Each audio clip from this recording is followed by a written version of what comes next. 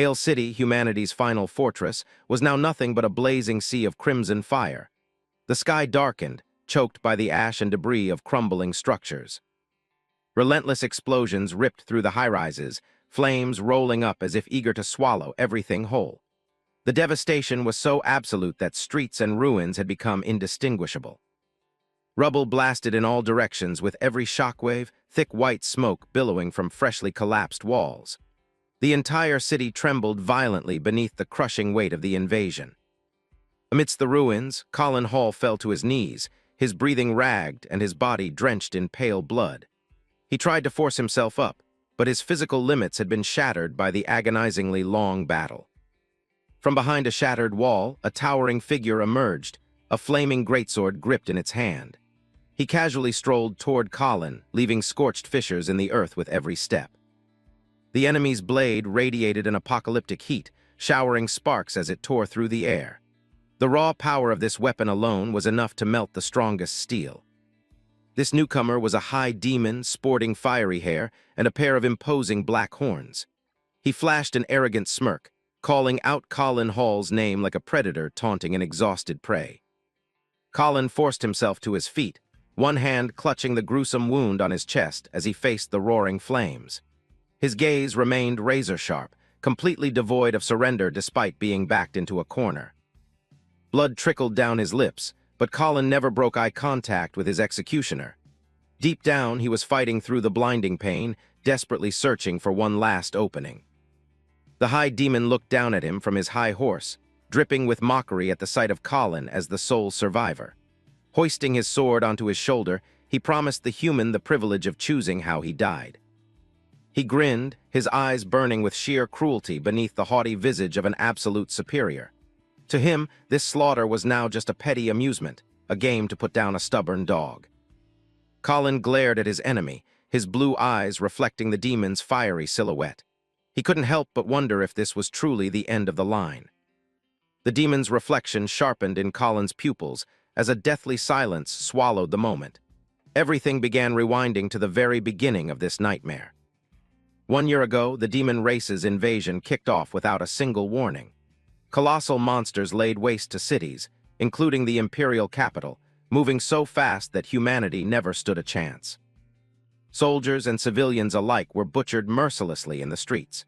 Pitch-black wings blotted out the sun, and their hellfire incinerated any lingering hope of human resistance. The soldiers fought like hell with their crude weapons, but they were entirely powerless against beasts that wielded magic. Corpses littered the ground, blood soaking deep into the stone steps.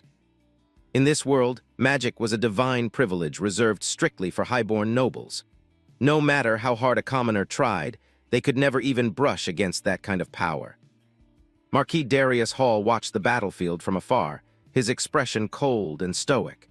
He represented the elite families who held the fate of humanity in their hands, all thanks to the magical blood in their veins. The nobles raised their hands in unison, igniting massive magic circles that illuminated the heavens. They firmly believed they were the sole saviors capable of pulling this world back from the brink of annihilation. Countless streams of violent purple energy rained down from the glyphs, triggering massive detonations amidst the enemy ranks. The blinding light of their assault eclipsed the daytime sun. Magic rained down like a meteor shower, leveling the surrounding architecture and incinerating the advancing demon legion. Thick purple smoke billowed up after every magical bombardment. But these arrogant aristocrats never could have guessed that the magic they so proudly wielded was mere child's play to the demons. Dark silhouettes casually strode out of the smoke, their glowing red eyes completely unfazed. A single demon simply raised its hand, summoning an ancient magic circle that instantly choked out humanity's counterattack. Their power was light years beyond the comprehension of these self-proclaimed elites. Demonic flames erupted with terrifying force, swallowing the noble mages who desperately tried to defend themselves. The sheer gap in power caused every defensive line to crumble in the blink of an eye. Panic-stricken, the nobles abandoned their soldiers and citizens, fleeing back into the palace like cowards. Their legendary pride was reduced to absolute terror in the face of imminent death. A gaunt priest stood frozen, his eyes bulging with horror at the massacre unfolding before him. He simply couldn't process that this apocalyptic reality was actually happening. Across the city, fires continued to feast on the corpses of the fallen. Not a single soul was left alive. There was only the chilling silence of a colossal graveyard. Colin Hall looked at his slaughtered comrades, his heart heavy with a crushing wave of regret. If only I had found that book sooner, he thought bitterly, everything would have been different. A battered, ancient grimoire suddenly glowed, cryptic runes flaring to life on its cover. This was the exact power Colin had yearned for to rewrite this tragic destiny. Snapped back to reality, Colin stood amidst the ashes, his disheveled black hair hiding a face covered in deep gashes. A bitter taste coated his mouth. It felt like he was way too late. The High Demon closed in, sneering as he brought up Colin's comrades, who were now nothing but charred meat. He relished the raw agony plastered across the human's face. Swinging his blade, the demon threatened to hack off Colin's limbs or reduce him to a pile of ash like the rest of his trash friends. The crushing pressure of his demonic aura made the very air heavy and hard to breathe.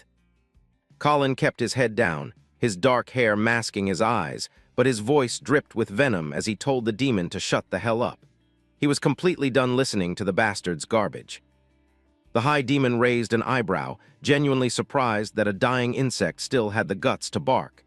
He tilted his head, curious to see what other pathetic tricks this prey had up his sleeve. Colin reached out and gripped the hilt of a shattered sword lying on the ground. He had made his choice. He would unleash his final, forbidden skill, even knowing the price was his very soul. With an earth-shattering roar, Colin lunged at the demon with blinding speed. The broken blade in his hand erupted with an eerie white light, tearing through the smoke-filled night. The snapped blade clashed violently against the High Demon's flaming sword, unleashing a brutal shockwave. The demon was stunned to see his strike blocked by a half-dead human. Colin poured every ounce of his being into a deafening battle cry, the mana from his very soul igniting. His face contorted in horrific agony as the forbidden skill began tearing his body apart from the inside. The two blades ground against each other in midair, sparks exploding outward with every collision. Colin refused to give an inch, pressing his enemy with an iron will that eclipsed death itself. For the first time, genuine shock washed over the High Demon's face. He could feel an alien, overwhelming power pushing him back. He never imagined a mere human could possess such a terrifying resolve. Seizing a microscopic opening, Colin pivoted and unleashed a flawless, decisive slash. The blade, carrying all his rage and regret, drove straight toward the commander's chest. A massive explosion rocked the battlefield as the strike pierced the demon's armor, unleashing a blinding flash of light. Colin had gambled absolutely everything on this one final attack. The High Demon took a step back, his laughter echoing across the burning wasteland. He mocked the frailty of humanity for lacking the dark blessing of the demon god. He stood tall amidst the sea of fire, brandishing his blazing sword and openly daring Colin to try again. The bastard simply didn't believe that some pathetic human swordsmanship could actually leave a scratch on him. A close-up of the demon's face revealed sheer madness, his eyes burning like hellfire. Drunk on his own overwhelming power, he looked down on humanity's last, desperate struggle. But the High Demon's smug grin vanished the second he realized blood was trickling from the gash on his chest. He was utterly bewildered that a filthy human had actually managed to draw blood. The demon roared in a mix of absolute disbelief and blinding rage. "Impossible!" he bellowed, staring in shock as human swordsmanship shattered his supposedly absolute defense. Colin stared down his enemy with eyes as cold as ice, his left eye flaring with a mystical blue light. He knew damn well that ordinary techniques could never pull off a miracle like this. Gripping the hilt with both hands, Colin braced himself for the next exchange. This wasn't standard swordsmanship anymore. This was a fundamentally different beast altogether. He was wielding the forbidden blade, an art that demanded the user's soul and lifespan as tribute. A blinding white aura enveloped the steel, radiating a suffocating pressure. Colin moved like a phantom, tearing through the air with godlike strikes. The High Demon scrambled to defend himself, forced to parry a warrior who was literally burning his own life away to fight.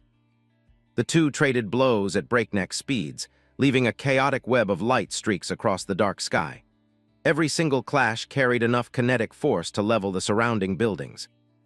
Colin relentlessly closed the distance, forcing the demon into a desperate, passive defense. His blade work was an unpredictable storm, denying his enemy even a fraction of a second to breathe. Colin's eyes narrowed as he spotted a fatal flaw in the demon's footwork. He knew this was his one and only shot to end this deathmatch. With a razor-sharp swing, demonic blood sprayed into the air. Colin had successfully severed one of the High Demon's arms, leaving the monster in a state of absolute horror. The demon gritted his fangs against the searing pain, his face twisting in utter humiliation at being mutilated by a human. He roared in agony as dark red blood gushed from his stump. Colin maintained his combat stance, though the sword in his hands began to violently tremble from the mana overload. The demon, his face twisted in pure hatred, demanded to know what kind of forbidden trick the human was using. Suddenly, a grotesque smirk crept onto the demon's face. He admitted that if Colin had used this for a sneak attack, the outcome might have been different. His trademark arrogance returned in full swing as he noticed the human's rapidly deteriorating state. Right on cue, massive cracks began spiderwebbing up Colin's blade. His weapon simply couldn't handle the apocalyptic strain of the forbidden blade for another second. With a sickening asterisk crack, the blade shattered into thousands of pieces, glittering like broken crystal. Colin froze, staring blankly as his trusted weapon dissolved right before his eyes. The High Demon threw his head back and laughed, mocking Colin for failing right at the finish line. He raised his remaining hand, gathering a colossal sphere of hellfire for the finishing blow. Colin stared at the demon's arm hurtling toward him with murderous intent, the beast roaring, "Die!" Without a weapon, he was completely defenseless. A monumental pillar of fire engulfed Colin's position, vaporizing everything in its path. The sheer kinetic force of the High Demon's attack made the entire earth quake. Colin Hall lay motionless on the scorched earth, his armor completely shattered and his body covered in horrific burns. The bitter realization hit him. Even his ultimate sacrifice wasn't enough to change the ending. The demon loomed over him, proudly declaring the extinction of the human race. Colin stared up at the pitch-black sky with hollow eyes, his consciousness fading with every shallow breath. Blood dripped down from Colin's forehead, his teeth grinding together in the ultimate state of powerlessness. Every ounce of effort, every life sacrificed by his brothers in arms, amounted to absolutely nothing. Colin closed his eyes, the faces of his fallen comrades flashing through his mind. He silently begged for their forgiveness. He had failed to protect humanity's last stronghold. Using his only arm, the High Demon hoisted Colin into the air like a broken ragdoll. He wanted to savor the exact moment the life force drained from humanity's strongest warrior. In his fatting subconscious, Colin saw Marquis Darius Hall and the other fallen warriors bathed in a brilliant golden light. It was as if they were watching over him, waiting for him on the other side. The demon flashed a sadistic smile, whispering sweet mockeries about Colin's pathetic failure. He tightened his grip, ready to snuff out the fragile life of the last hero. But right at that moment, Colin's blood dripped down, landing directly on the old grimoire he always kept on him. The crimson drops seeped deep into the weathered cover, triggering a bizarre metamorphosis. The book began to pulse like a beating heart, radiating an ethereal blue light that swallowed the entire area. His blood acted as the master key, unlocking a power that had been sealed away for eons. A highly complex magic circle materialized on the book's cover, spinning wildly as ancient, glowing runes projected into the air. This energy felt light years beyond any magic this world had ever witnessed. Colin felt his body become incredibly light, as if his soul was being forcefully yanked from this reality of blood and fire. He opened his eyes, utterly confused as to why he was still conscious. Colin Hall found himself standing in an endless void, where blue light flowed around him like water. He reached for his neck, completely stunned to find his fatal wounds had vanished without a trace. In the dead silence, a deep, resonant voice echoed, calling out his name. Colin looked around, his guard instantly up, trying to pinpoint the source of this eerie voice. Colin was shocked to see a miniature black hole hovering right in front of him, emitting a strangely familiar mana. He focused his gaze, his heart hammering with a mix of intense curiosity and dread. Suddenly, Colin barked an order, demanding to know who was hiding in the dark. His warrior instincts were still razor-sharp, ready to throw down with any threat despite the surreal situation. Colin's eyes widened as tiny, brilliant white particles began gathering in the vacuum. Something absolutely extraordinary was about to unfold right in front of him. From the blinding light, the grimoire slowly materialized, floating mystically in the air. The runes on its cover blinked rhythmically, as if communicating with Colin via telepathy. Colin let out a gasp of pure disbelief. It was the magic grimoire he had kept with him all this time. He couldn't wrap his head around the fact that this thing had a mind of its own and had dragged him here. The book explained that it was Colin's blood that had roused it from a millennium of slumber.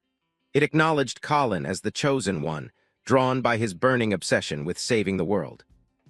The grimoire's proposal echoed directly into Colin's mind, offering to send him back in time to do it all over again. Colin's face hardened, the fire of absolute resolve reigniting in his eyes. His hands clenched into tight fists. He was ready to walk through hell if it meant rewriting humanity's tragic fate. A brand new chapter of his life was about to begin right here, right now. Colin Hall gritted his teeth, his eyes blazing with fierce hope at the thought of fixing his past mistakes. He made a silent vow. If he truly got a second chance, he would never let this tragedy repeat itself. His eyes radiated a mystical blue glow, mirroring the iron will of a man who had literally just crawled back from the gates of hell. To him, this wasn't just a miracle. It was his final shot at flipping humanity's destiny. The grimoire's pages shattered into fragments of light, fluttering around Colin like glowing butterflies. The book's voice echoed with an enigmatic tone, vowing to remain by his side and aid him from this moment forward. Colin Hall stood tall in the void, his cloak snapping in a phantom magical wind. All around him, shards of shattered time floated like haunting reminders of a broken world. The grimoire blazed at the epicenter of the vortex, forcefully downloading ancient knowledge straight into Colin's brain. It promised to help him master the most devastating magics to crush his future enemies. Colin listened to the book's whispers, his expression grim and fiercely calculating. The grimoire pledged to be his ultimate guide, the key to realizing his massive ambitions and protecting everything he held dear. A tight close-up on Colin Hall's sharp eyes revealed absolute razor-sharp focus. He was no longer the broken, dying warrior. He was a soul starving for vengeance. A mysterious silhouette gripping the violently glowing grimoire braced itself for the leap backward through time. The voice from the void resonated with supreme authority, challenging Colin to forge a brand new future for this blood-soaked world. "Scene cut, Butcher, Butcher!" The arena shook with deafening cheers as the bloodthirsty crowd chanted the destroyer's name. A towering behemoth gripping a massive iron mace stood menacingly, waiting for his prey. Amidst the deafening roar, the young Colin Hall slowly opened his eyes, looking completely disoriented, as if he had just woken from a decade-long nightmare. He scanned his surroundings, his eyes darting with deep suspicion and high alert. Colin froze as the reality set in. He was standing in the middle of a filthy, blood-stained slave arena. In the distance, the butcher was swinging his weapon, roaring out brutal threats. Looking down at his hands, he saw he was gripping a cheap iron sword and a rotting wooden shield. Colin muttered in absolute disbelief, "A sword and a shield.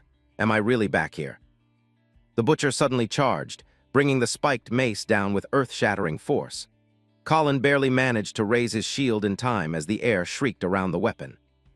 He gritted his teeth against the bone-crushing pressure, sweat pouring down his youthful face. The humiliating, agonizing memories of his life as a slave came rushing back like a flood. Up in the stands, the aristocratic scum cheered wildly, thrilled to see the scrawny slave hadn't been splattered instantly. A noble with a monocle excitedly commentated that this was a real show, whipping the arena into a frenzy. Viscount Slaith stood there looking smug as hell, stroking his beard as he soaked in the praises. This bastard was the absolute ruler of the Rhine region, the man holding the leash on every slave down in the pit. He flashed a sinister grin, his eyes dripping with disgust for anyone beneath his social standing. To him, human lives were nothing more than poker chips to buy his entertainment and pad his wallet. Back on the blood-soaked sand, the butcher kept the pressure up, unleashing devastating swings that kicked up massive clouds of dust across the arena.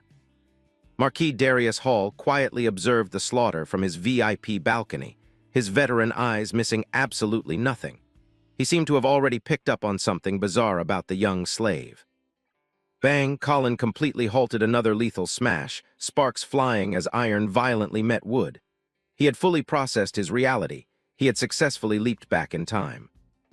Shock painted the butcher's face behind his cloth mask, his eyes wide with sheer disbelief at his opponent's raw strength.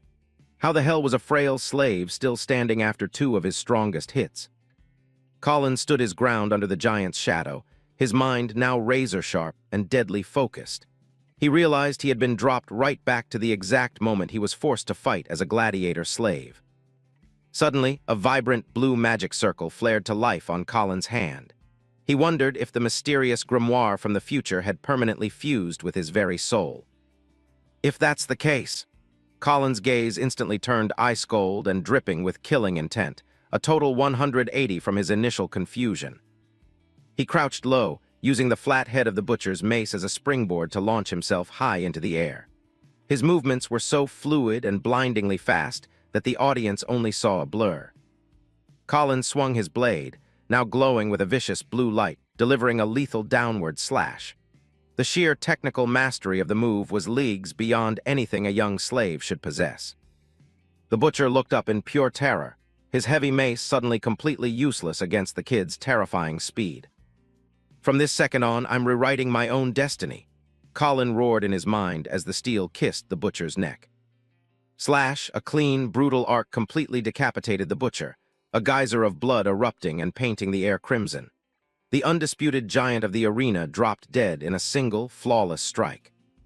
Colin landed lightly on the sand, his sword still dripping with thick, dark blood. Behind him, the butcher's massive corpse crashed to the ground like a felled tree. A bizarre magical glyph flared deep within Colin's eyes. He swore on his life to stop the demon race from driving humanity to extinction. The entire arena went dead silent from the sheer shock, before erupting into absolute pandemonium as the slave crowd screamed in pure, unadulterated hype. Colin glanced inward at the grimoire floating brilliantly in his mind's eye. To pull off his massive ambition, he knew he had to master every single spell in that book, and fast. Looking up at the luxury boxes, Colin knew damn well that playing the slave was just stepping stone number one in his grand master plan. Every single eye was now glued to the teenager who had just pulled off the impossible, cranking the arena's tension up to a boiling point. Colin's ultimate endgame was to infiltrate the prestigious Hall family. He stared right up at Marquis Darius Hall, exuding an aura of pure, unadulterated defiance. A memory flashed, an old slave begging on his hands and knees, pleading for Colin to throw the match so the old man wouldn't be the butcher's next victim. But Colin knew the ugly truth. Viscount Slaith was just using him as a sacrificial lamb to kiss the asses of the greedy nobles. I'll use that bastard's own scheme to get myself into the Hall estate. Colin rested the bloodied sword on his shoulder, his eyes locked and loaded. He shot a look of absolute disgust up at the VIPs running the show. Quit dragging your feet. Colin's voice boomed across the sands with terrifying authority. Send out the next piece of trash. His challenge echoed into every dark corner of the Colosseum. Smash, a deafening slam echoed from Slaith's VIP booth. The Viscount was screaming his lungs out in absolute fury as his perfect script went up in flames. Slaith was trembling, his face pale as a ghost. He had just lost his star attraction and a monumental mountain of bet money. He couldn't process how his butcher got wrecked so easily. The surrounding nobles immediately started throwing shade at Slaith, pushing the Viscount closer to the edge as he was humiliated in front of his elite guests. Slaith screamed for everyone to shut up, desperately trying to save face by claiming this upset was all part of his grand design. Up high, Marquis Darius Hall maintained his stone-cold demeanor, casually asking his aide what he thought of Colin's decapitating strike. The elite guards standing beside him openly marveled at the attack, admitting it was a strike of terrifying precision and power, something even the Empire's finest would struggle to pull off. Darius allowed a slight smirk, muttering praise that this kid was the most exceptional slave the Hall family had ever laid eyes on. Right on cue, another heavily armed gladiator charged out of the gates, attempting a cowardly sneak attack on Colin from behind. Slaith flashed a greasy, sinister grin. He planned to turn Colin into a literal cash cow, milking the aristocrat's bloodlust with a gauntlet of brutal matches. Everything is proceeding exactly as I foresaw, so sit back and enjoy the show. Viscount Slaith lied through his teeth, flashing a smug smile to the VIPs. He was desperate to convince them he still held the reins. But the cold sweat pouring down his face completely sold him out. Slaith grinded his teeth, thinking, "Next round you are going to be torn to shreds, Colin." Down in the pit, Colin Hall stood triumphantly over the butcher's corpse, his sword resting casually on his shoulder. The crowd chanting his name shook the heavens, cementing a truly legendary upset. "What the hell?" Slaith gasped, his eyes bulging behind his monocle. He couldn't believe his eyes as his backup plan immediately blew up in his face. The angry mob of nobles swarmed Slaith, aggressively accusing him of rigging the bets to scam them. The VIP stands devolved into absolute chaos. Slaith shook uncontrollably, his eyes darting in sheer panic as he was backed into a corner. He frantically racked his brain, wondering what the hell this slave was really plotting. "Hey, get every single gladiator out there, now!" He screamed like a madman, ordering a mass execution to salvage his ruined reputation. Viscount Slaith stood there, his face twisted in pure hatred, glaring down at the arena where death was supposedly waiting.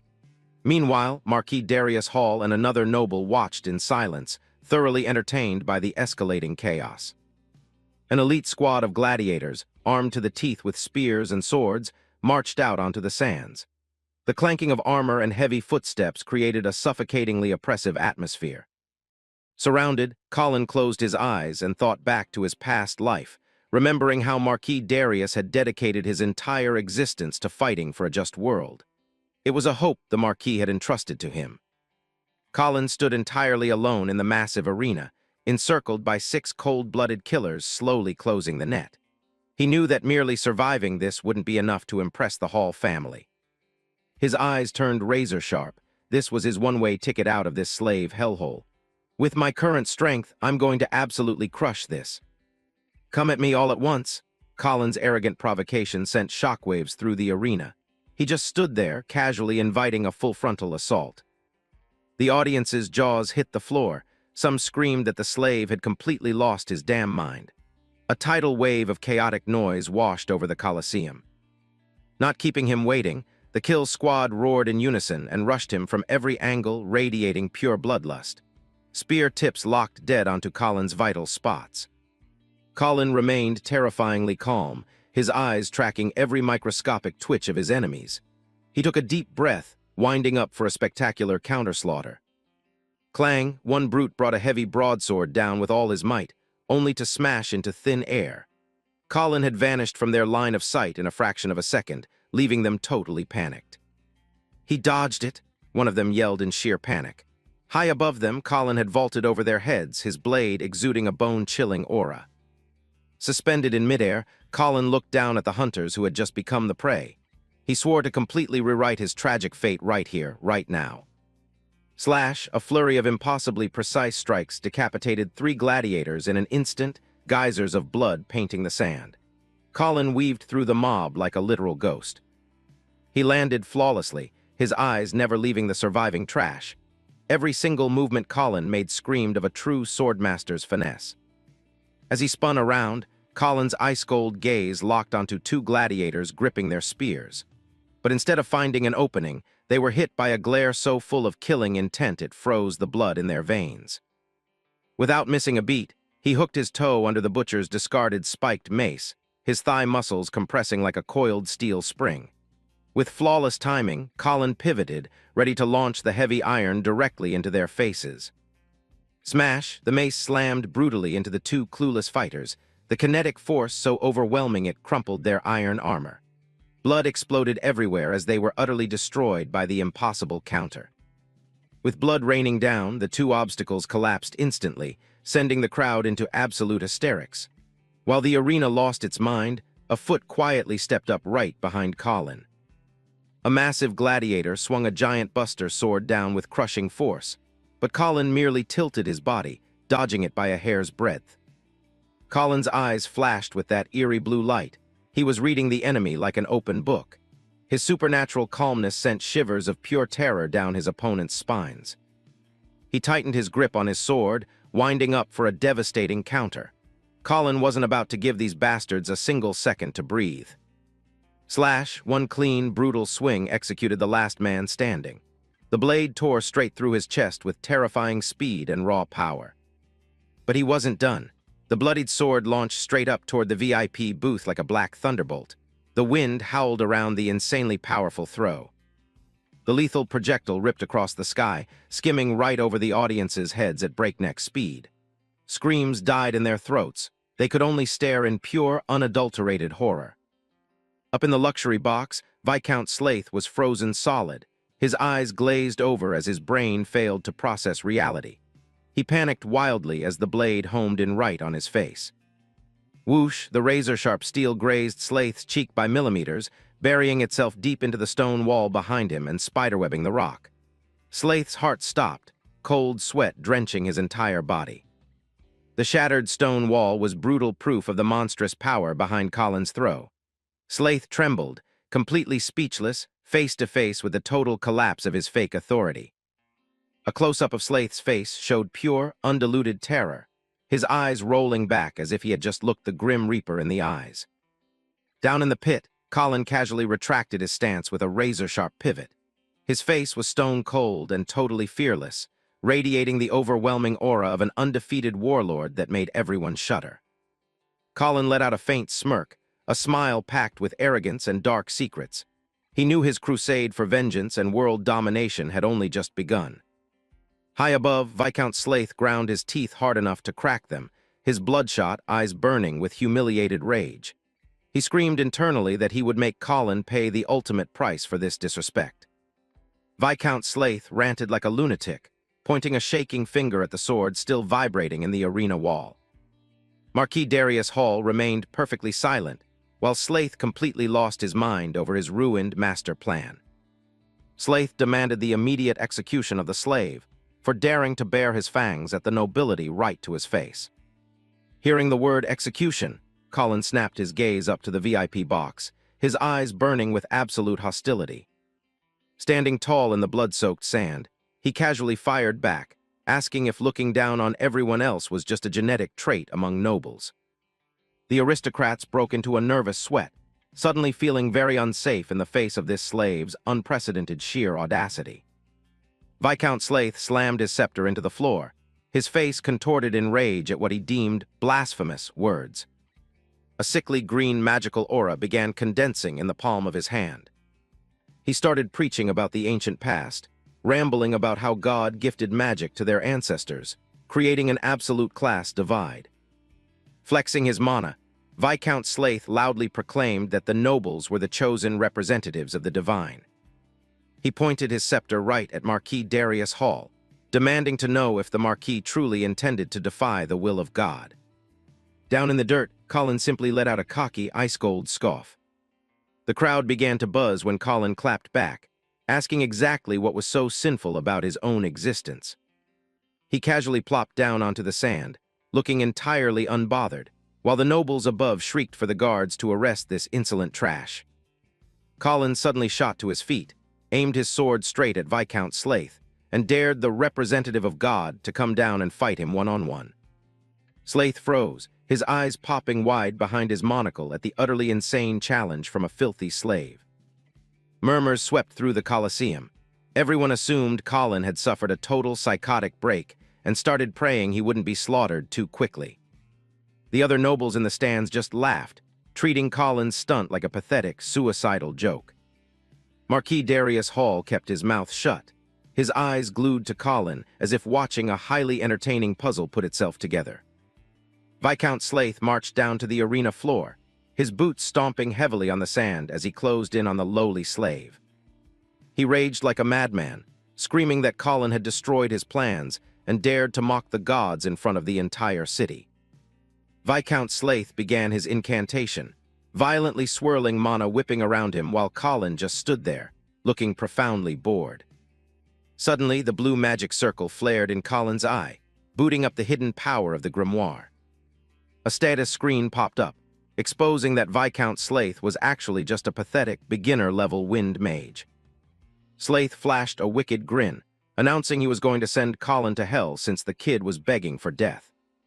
Colin didn't twitch a muscle, watching the magical wind blades whip up into a violent storm around him. A massive green tornado erupted from Slaith's hands, ripping up sand, debris, and everything else in the center of the arena. Marquis Darius Hall stared into the eye of the storm, immediately identifying the spell as the wind blade technique. The crowd excitedly gossiped about the spell's destructive power, with some degenerates even taking bets on how many pieces Colin would be chopped into. Razor-sharp wind blades spun like buzzsaws, completely filling the space and locking onto their target. Slaith screamed for Darius to watch closely and witness the absolute, unbridgeable gap in power between a noble and a slave. Colin stood dead center in the hurricane. His shirt was shredded to ribbons by the wind blades, but his body didn't budge an inch. Another system prompt flashed, revealing Colin's true hidden stat. His swordsmanship was actually at the Grandmaster level. Colin realized that despite the flashy VFX, this was just a garbage-tier spell that couldn't even scratch him. He smiled to himself, silently thanking the grimoire for letting its cheat-like powers kick in this early.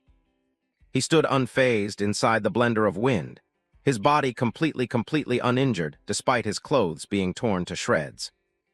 To Colin, this level of magic was an absolute joke compared to the horrors he fought in his past life. Viscount Slaith's jaw hit the floor. He couldn't process how his ultimate signature move didn't leave a single paper cut on his opponent's skin. Darius and the surrounding nobles were equally stunned, their faces painted with extreme, absolute shock. Colin suddenly shot forward like a bullet, tearing through the last wind blades with terrifying speed. Viscount Slaith shrieked in panic that this was impossible, as the slave materialized right in front of his face. Driven by pure, absolute despair, Slaith frantically drew the sword at his hip with violently shaking hands. Colin casually swung his blade, perfectly parrying the attack and disarming Slaith, sending the sword flying with a deafening screech of metal. Viscount Slaith's eyes practically bulged out of his skull, sweating bullets, as he realized his attack was a total joke. Colin's razor-sharp blade was now resting gently against Slaith's throat, forcing the noble to let out a pathetic, helpless whimper. In the center of the massive arena, Colin was in absolute control, pointing his sword down at the sniveling noble kneeling at his feet. Suddenly, the system blared a warning about a massive mana spike. Colin froze, his eyes darting with high alert. A sickly purple magic circle materialized right under his feet, thick black smoke instantly flooding the arena. Disgusting, skeletal purple arms erupted from the dirt, locking onto Colin's legs in a death grip. Colin gasped as dozens of phantom hands crawled up his body, locking every single joint and paralyzing him completely. They rapidly coiled around his neck and torso, violently crushing his last attempts to break free. A frigid voice echoed, announcing that the guards had arrived to handle the emergency report. The divine guards marched in wearing pristine elite armor, while the purple glyphs kept detonating around Colin. They loudly proclaimed they were arresting the suspect in the name of God, while the magical hands continued to choke Colin's face.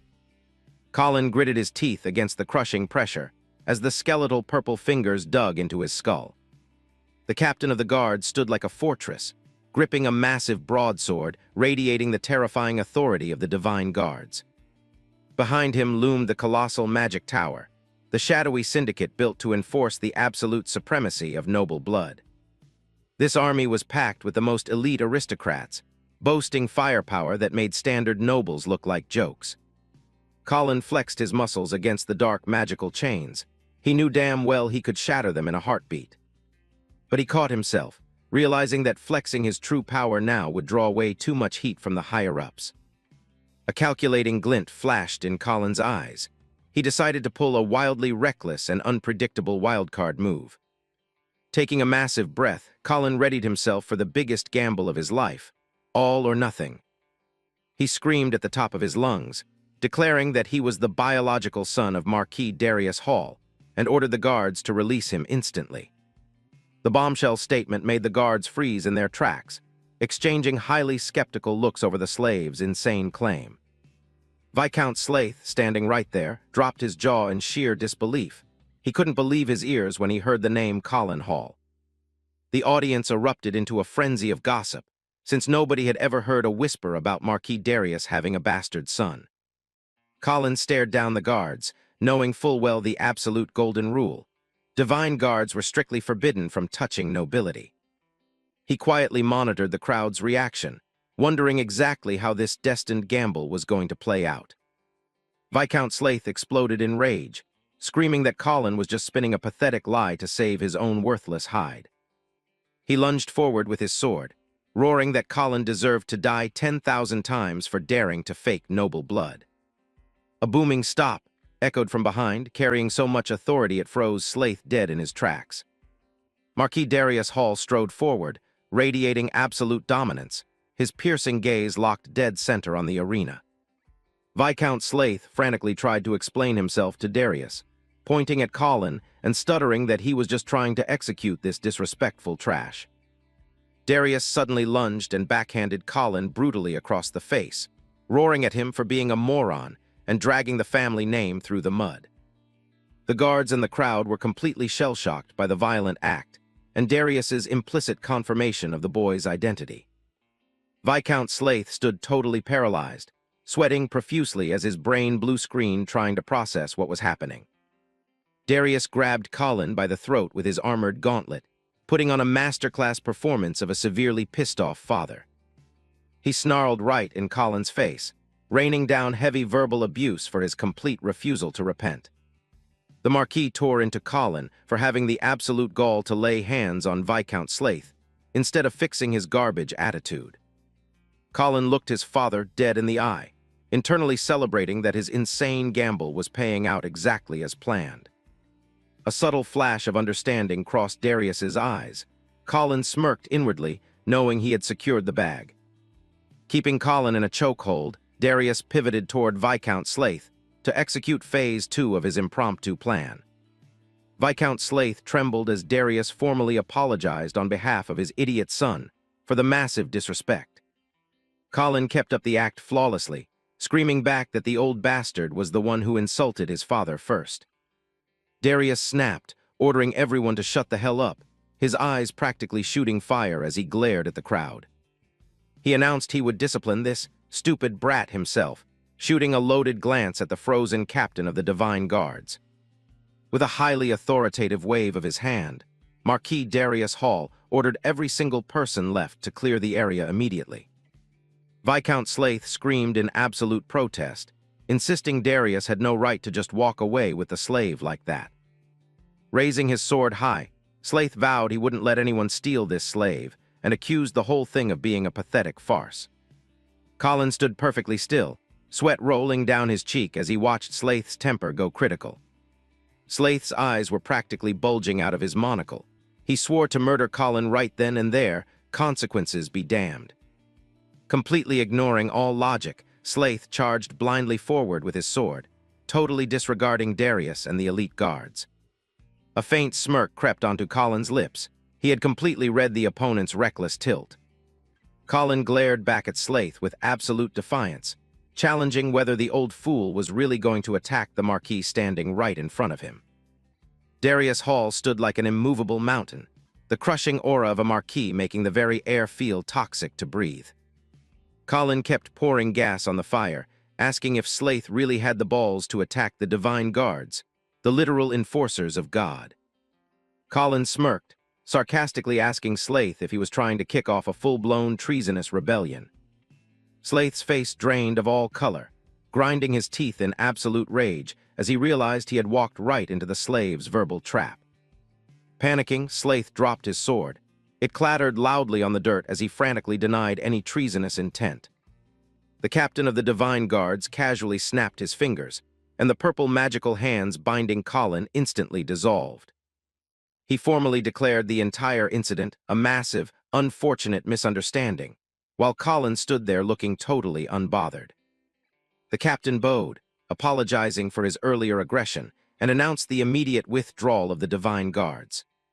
The captain turned on his heel and walked off, leaving Darius and Slaith locked in a stare-down in the middle of the arena. He shot Slaith one final, icy glare, stating he would be submitting a full, detailed report of this mess to the Magic Tower. Viscount Slaith stood rooted to the spot, looking absolutely sick, while the captain gave a cold farewell and dipped. Colin took a massive breath, touching his chest to feel his heart rate finally slow down after that psychotic gamble. The captain and his squad marched out of the arena, but he couldn't get the name Colin out of his head. He made a mental note to write a highly detailed report on Marquis Darius Hall's sudden bastard son. Walking down the castle corridor, the captain obsessed over how the Marquis could have kept a son a secret from the entire world. He narrowed his eyes, deeply suspicious. His gut told him the kid named Colin was absolutely not the Marquis's blood. The guards murmured among themselves about how Colin didn't even flinch when hit with a high-tier binding spell. The captain ordered his men to put Colin under 24/7 surveillance and report every single breath the kid took. The squad barked, "Yes, sir," in unison, their heavy boots echoing down the seemingly endless castle hallway. The luxurious Hall family carriage glided down the dirt road, cutting through deep green forests under an overcast sky. Inside, Marquis Darius's booming laughter shattered the heavy silence that had filled the cabin. Darius showered Colin with praise for his god-tier acting, his eyes dancing with genuine amusement and satisfaction. Colin sat across from him, keeping his usual stoic poker face while the Marquis and his aide sat on the other side. He formally thanked Darius for bailing him out of that fatal bottleneck back at the arena. Colin mentally reviewed the next phase of his master plan, right after Darius ordered the butler, Cornell, to buy out his slave contract. Darius Hall crossed his arms and suddenly interrogated Colin, asking if he had ever seen real combat outside the arena. He pointed out that Colin's footwork was the exact muscle memory of a hardcore, battle-hardened veteran. Darius tilted his head, intensely curious, wondering if Colin had secretly trained under a legendary martial arts master. Colin spun a story about being born in a slum village and sold to the slave guild after his parents died when he was a kid. In Darius's mind's eye, an image formed of Colin kneeling before a mysterious noble shrouded in fog. Colin claimed that mysterious noble treated him like a real father, teaching him the absolute basics of magic and combat. He looked down at his hands, saying the man had bet everything on him but didn't live to see the payoff. Colin's eyes grew intense, vowing that this time he would absolutely live up to the massive expectations placed on him. Sitting opposite, Marquis Darius Hall listened with a stone-cold expression, his gloved hands steepled in deep thought. Darius wondered if Slaith's attacks bounced off because Colin had actually mastered the fundamentals of magic. He saw an iron will in this kid, a fire of hope that wouldn't die no matter how bad things got. A tight close-up on Darius's razor-sharp eyes showed he saw the completely unshakable resolve burning in the young man's mind. Darius pictured Colin standing tall among the guards, secretly hoping this kid was the one to turn his grand ideals into reality. The Marquis stared intensely at Colin with an unreadable expression, his brain running simulations on what this kid could bring to the table. The crunching of carriage wheels on gravel started to slow down as they approached their destination.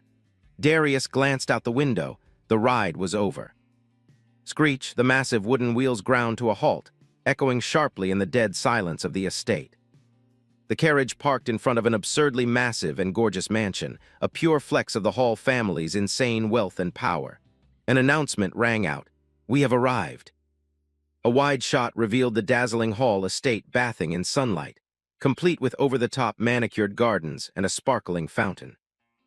Darius stepped out first, glancing over his shoulder and ordering Colin to follow him inside. Colin pulled back the carriage curtain, his eyes widening slightly when Darius formally declared that as of right now, he was no longer a slave. But Darius immediately hit him with a reality check. Freedom didn't mean a safe, cozy life. Colin stood by the carriage, watching the powerful Marquis walk toward the massive front doors. Colin's face turned ice cold as he permanently engraved Darius's words into his brain. Survival of the fittest is the absolute law of this world. Darius walked with overwhelming swagger, his cape billowing, stating that his charity toward Colin ended right here, right now. He looked back at Colin one last time, making it crystal clear that surviving the coming bloodbath was 100% on him. Colin stood tall, staring Darius dead in the eye without a single ounce of fear or hesitation. With a cryptic smirk, Darius admitted he had sky-high expectations for the chaos this kid was going to cause. Watching Darius and the butler disappear into the grand hall, Colin allowed himself a satisfied smirk. The name, Colin Hall, now carried real weight, and Phase 1 of his master plan had been executed flawlessly. The nobility was perpetually obsessed with arranged marriages to protect their pure bloodlines and magical pedigree. And the Hall family was the textbook definition of that psychotic bloodline fanaticism. A colossal, breathtaking castle stood as the ultimate monument to the power and ego of this ancient dynasty. But Marquis Darius Hall was the glitch in the system. Born to a servant mother, he had to eat dirt and endure endless disrespect. Yet through sheer, psychotic grinding and godlike combat skills, he had violently clawed his way up to Marquis. He became the legendary Lord of Ryre, a name that made people wet themselves in fear. In this specific territory, your background didn't mean jack shit. No matter how dark your past was, Darius paraded Colin right into the main hall in front of everyone. He laid down the absolute law. Around here, raw power is the only currency. Wealth, status, glory, it's all sitting on a silver platter for anyone strong enough to take it.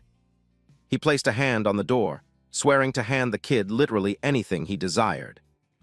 As long as he had the guts and power to prove he deserved it, Darius turned back to look at him. He ordered Colin to carve that rule into his very soul. Colin muttered it back, "Anything I want." His eyes suddenly turned razor-sharp, a completely insane scheme clicking into place in his head. He loudly announced, "Then what if I want the Lord's seat?" The question dropped like a bomb, silencing the entire hall. Even Darius was blue-screened for a few seconds by the sheer, unadulterated audacity of this slave kid. Then he suddenly burst into a booming, roaring laugh that shook the pillars of the grand hall. He fired back with a massive challenge. "If you're that cocky, then try and rip it from my cold, dead hands." Colin did the math.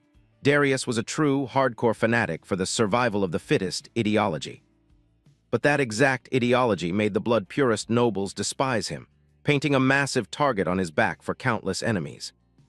The sharp clack of high heels echoed as an elegant woman stepped out to intercept them. "Welcome home, my lord." Darius's eyes instantly went dead. His worst enemy wasn't out there. She was right here inside his own house. It was Katrina Williams, Darius's wife. Flanking her was the eldest son, Freed Hall. Katrina threw a sarcastic jab, saying rumors about him always spread like a wildfire the second he left the estate. Darius clapped back just as hard, stating he knew damn well he couldn't hide anything from her network. She smirked, bringing up his little clash with Viscount Slaith over some cheap piece of trash slave. Darius just stared her down, his eyes radiating extreme caution. Katrina openly bragged that she was the one who assigned spies to track his every single move. To Colin, Katrina Williams was the Queen of the Shadows, the exact person who utterly destroyed the Marquis's ideals in his past life. Even as a second wife, she hoarded an insane amount of power and was actively plotting to crown Freed as the heir. In his past life, Colin had walked right into her traps, but this time he was going to break her game. He flashed a highly cryptic smile and bowed slightly. "What an absolute honor to be welcomed by both of you." Colin loudly introduced himself as Colin Hall and swore to grind his bones to dust for the Hall family. Hearing the Hall surname, Freed instantly lost his mind, taking it as the ultimate personal insult. He aggressively got in Colin's face, screaming to know who the hell he thought he was, hijacking a noble name. Katrina couldn't hide her absolute disgust. She refused to accept a filthy slave bearing the Hall name. She coldly summoned Butler Cornell to clean up this disgusting mess. Katrina sneered that this new addition was severely lacking in basic manners and discipline.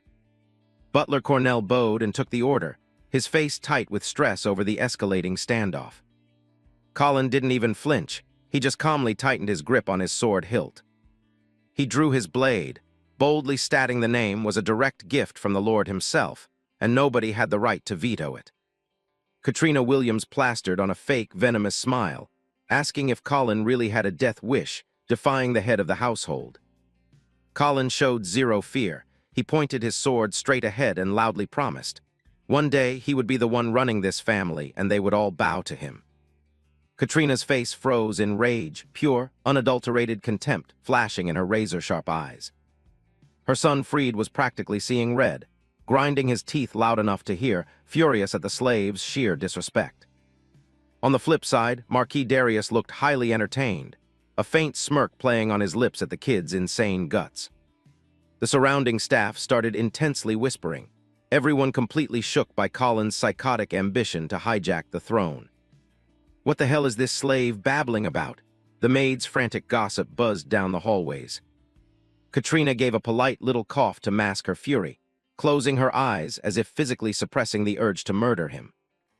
The lines of maids and butlers were sweating buckets, terrified of the suffocating tension in the room. Colin kept his perfectly calm poker face, even adding a slight, cocky smirk just to piss them off more. Katrina let out a cold HMPH, her bright red lips pressing into a thin line of absolute disgust. She screamed, "A filthy slave dares to run his mouth, shut him up." Instantly, the estate guards drew their weapons, ready to execute her order on the spot.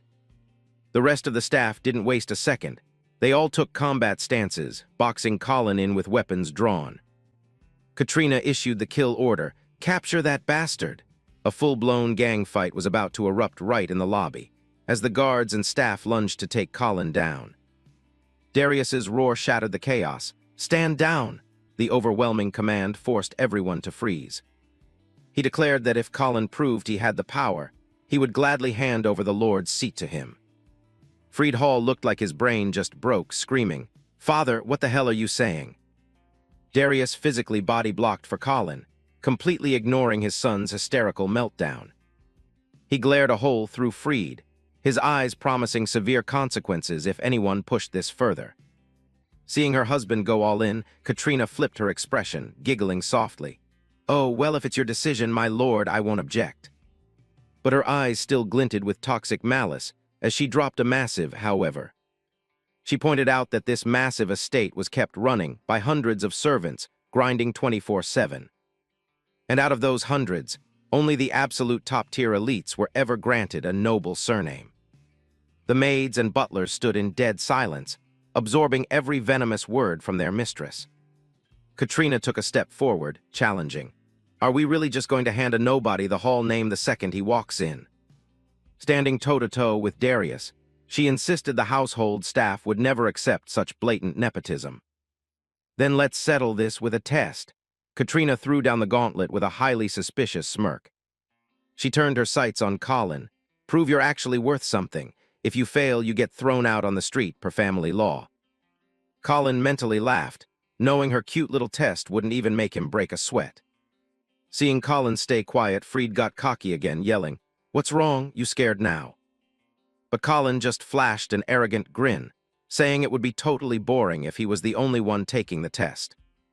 He demanded everyone participate, claiming he didn't want the inheritance falling to some total loser coasting on his bloodline. Colin's brutal trash talk hit a critical weakness, making Freed go absolutely nuclear since he'd never been disrespected like this before. He felt physically sick at the thought of lowering himself to compete against garbage slaves and servants. Just as Freed was about to throw a tantrum, Katrina clamped a hand on his shoulder to shut him down. She coldly scolded him, "Freed, a true noble never loses their cool. Don't let yourself get dragged into a monkey's little circus act." Katrina threw a highly racist jab at Colin. Her eyes were sharp as daggers, reminding Freed he possessed an absolute, overwhelming mana pool. Colin just stood there, hands on his hips, dripping with confidence, daring Freed to watch the show from his high horse. Pacified by his mother, Freed slipped back into his edgy persona, giving a stiff nod. "Yes, mother." A wide shot showed the Hall estate looking imposing against the blue sky. Marquis Darius Hall had officially greenlit Colin's crazy proposal, and a massive public trial was set for 1 month from now. Colin Hall casually strolled behind the old butler Cornell down a hyper-luxurious hallway. He planned to lay low as a bottom-tier servant for now, just to keep the heat off himself. Colin adjusted his uniform. This downtime was the perfect setup to quietly dissect that overpowered, mysterious grimoire he had unlocked. Old man Cornell led the way, his hands clasped behind his back looking chill, but his words were sharp as a razor. He openly admitted Colin was a genius at manipulating Marquis Darius. Cornell shot Colin a highly suspicious side-eye over his shoulder. He explained the Marquis was a slave to his grand ideals, which is exactly why the other nobles had him under constant surveillance. Cornell's eyes narrowed into slits as he drilled into Colin. He dragged up Colin's story about being adopted by a noble, aggressively probing for his true backstory. Colin kept his poker face, but a single drop of sweat betrayed the escalating pressure. Cornell kept pushing, revealing the slavers swore they bought him from some irrelevant border village. Suddenly, Cornell flicked a razor-sharp dagger from his sleeve, the steel glinting with pure murder. He bluntly stated that a prodigy like Colin showing up right when the Marquis needed an heir was way too damn convenient. A blindingly fast slash aimed straight for Colin's throat. The kid's eyes blew wide open at the old butler's absolutely lethal sneak attack. Colin barely had a microsecond to process Cornell's kill shot. The old man closed the gap, aggressively asking if Colin thought his little master plan was going entirely too well. The two were deadlocked in a hypertense standoff right in the middle of the hallway. Colin dropped the formalities, calling Cornell by his name and demanding to know what the hell this violent hazing was about. Cornell squinted at Colin, his face dead serious. He stated as a fact that slavers were elite-tier con artists and professional liars. A flashback showed a shady backroom deal between a slaver and a noble. Cornell theorized they colluded with Viscount Slaith to rig the bets on Colin's arena match. Colin flashed a cocky grin. He had clearly outsmarted the old man's logic. He hit Cornell with a counter-question. Why the hell would they let him walk away after he publicly humiliated and defied them? Cornell lowered the knife, staring at Colin in genuine shock. He realized the merchant had lied through his teeth about Colin being average, when that dodge clearly proved he was a first-class fighter. In this empire, swordsmanship and magic were strictly tiered. Silhouettes of fighters grinding in the dark flashed on screen, showing just how brutal ranking up really was. 99% of people capped out at mid-tier, and only absolute freaks ever hit first class. The nobles mostly spammed magic, leaving their sword skills sitting at garbage tier. Elite death squads like the Divine Guards required first-class skills just to apply. Images of heavily armored juggernauts flashed on screen, exuding raw, terrifying power. Cornell stared at his dagger, processing the fact that the slavers had completely played him with fake patch notes on Colin's stats. He pointed the blade right back at Colin, accusing him of being an assassin sent to tie up loose ends. The kid just nonchalantly replied that it seemed the old man finally connected the dots. Colin smiled with absolute confidence, spreading his arms wide to show he had nothing to hide. He logically pointed out that a real spy wouldn't be stupid enough to paint a target on his back by gunning for the Lord's seat. Cornell froze for a second, furrowing his brow, demanding to know what the hell the kid was actually implying with that cryptic bullshit. A top-down shot showed the two facing off on a high balcony. Colin started dropping facts. A real spy's endgame is to infiltrate the core and exploit critical vulnerabilities. Colin suddenly pointed a finger dead at Cornell. He loudly declared that if he were a spy, the absolute juiciest target to hijack would be the butler's job. Cornell flinched. My job. Cornell started sweating bullets under the kid's ruthless logic. Colin hammered it home. Controlling the butler's seat meant free access to the family's darkest, most toxic secrets. Colin stuck his hand out, offering a highly calculated alliance. He proposed a trade. He would use his servant cover to hunt down the actual rats, and in exchange, Cornell had to back his play. Cornell's face hardened as he weighed the insane proposal. He gave Colin a grim warning. Pulling this trigger meant declaring war on a massive chunk of the nobility. Colin let out a wicked psycho smirk, calling it a high-risk, high-reward run. He twisted the knife by adding that if Marquis Darius got whacked, the whole succession crisis wouldn't mean shit anyway. Cornell stared a hole through Colin, mentally logging that this kid wasn't just a tank. He was a tactical genius. He asked if Colin was truly ready to carry the crushing weight of the Lord's crown. Even though Cornell kept a straight face, internally he was freaking out because this deal was way too good to pass up. A creeping sense of dread hit him. He realized he was making a deal with a terrifyingly ambitious devil. Cornell spun around and walked away, snapping out of it by ordering Colin to follow him to his new trash-tier living quarters.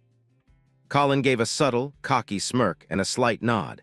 Everything was falling perfectly into his 4D chess master plan.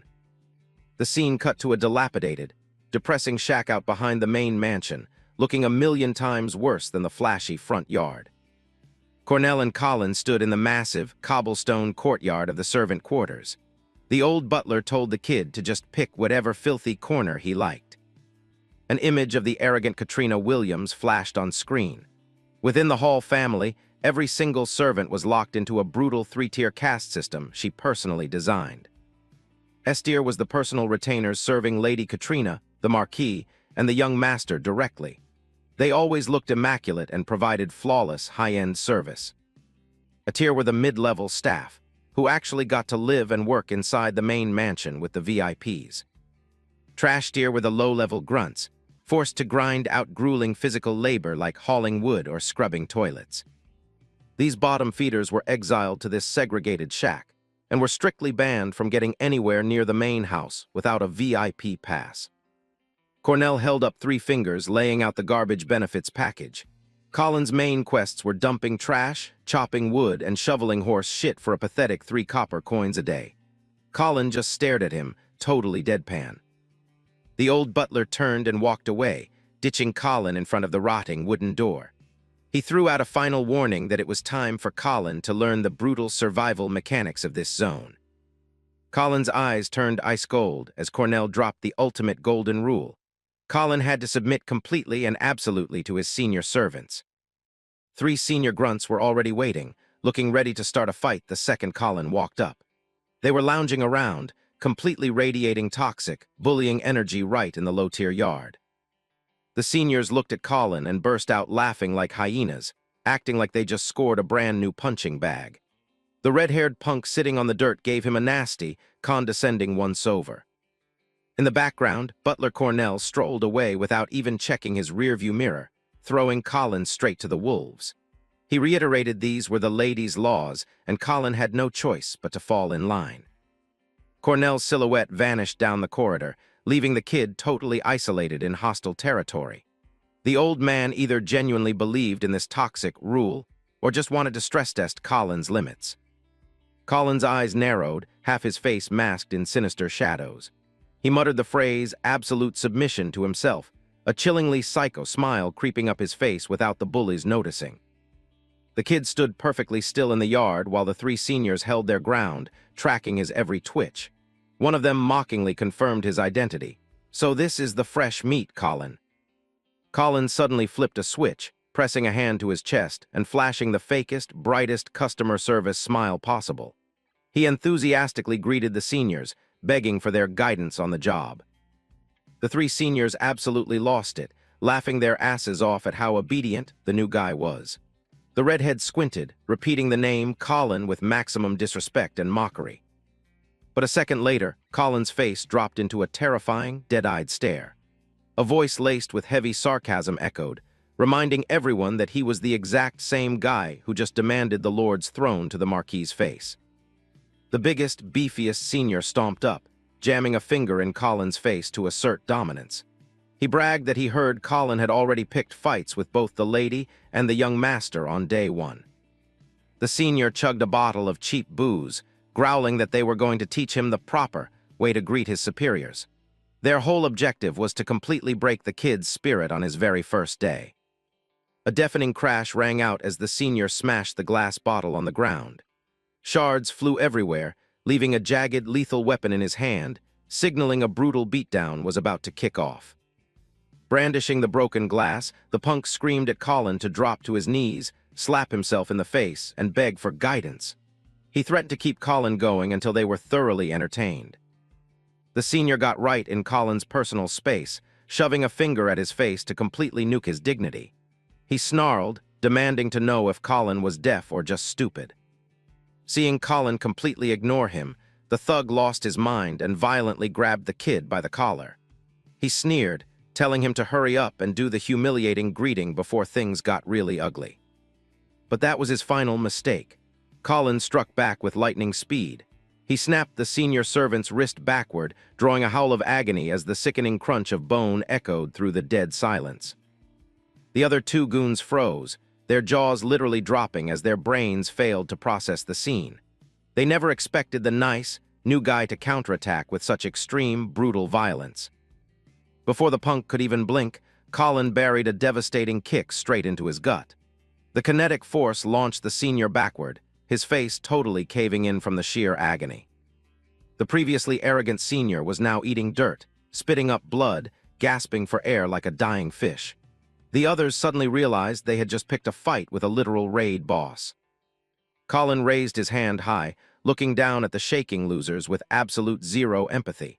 He calmly announced that from this second forward, he was taking the training weights off.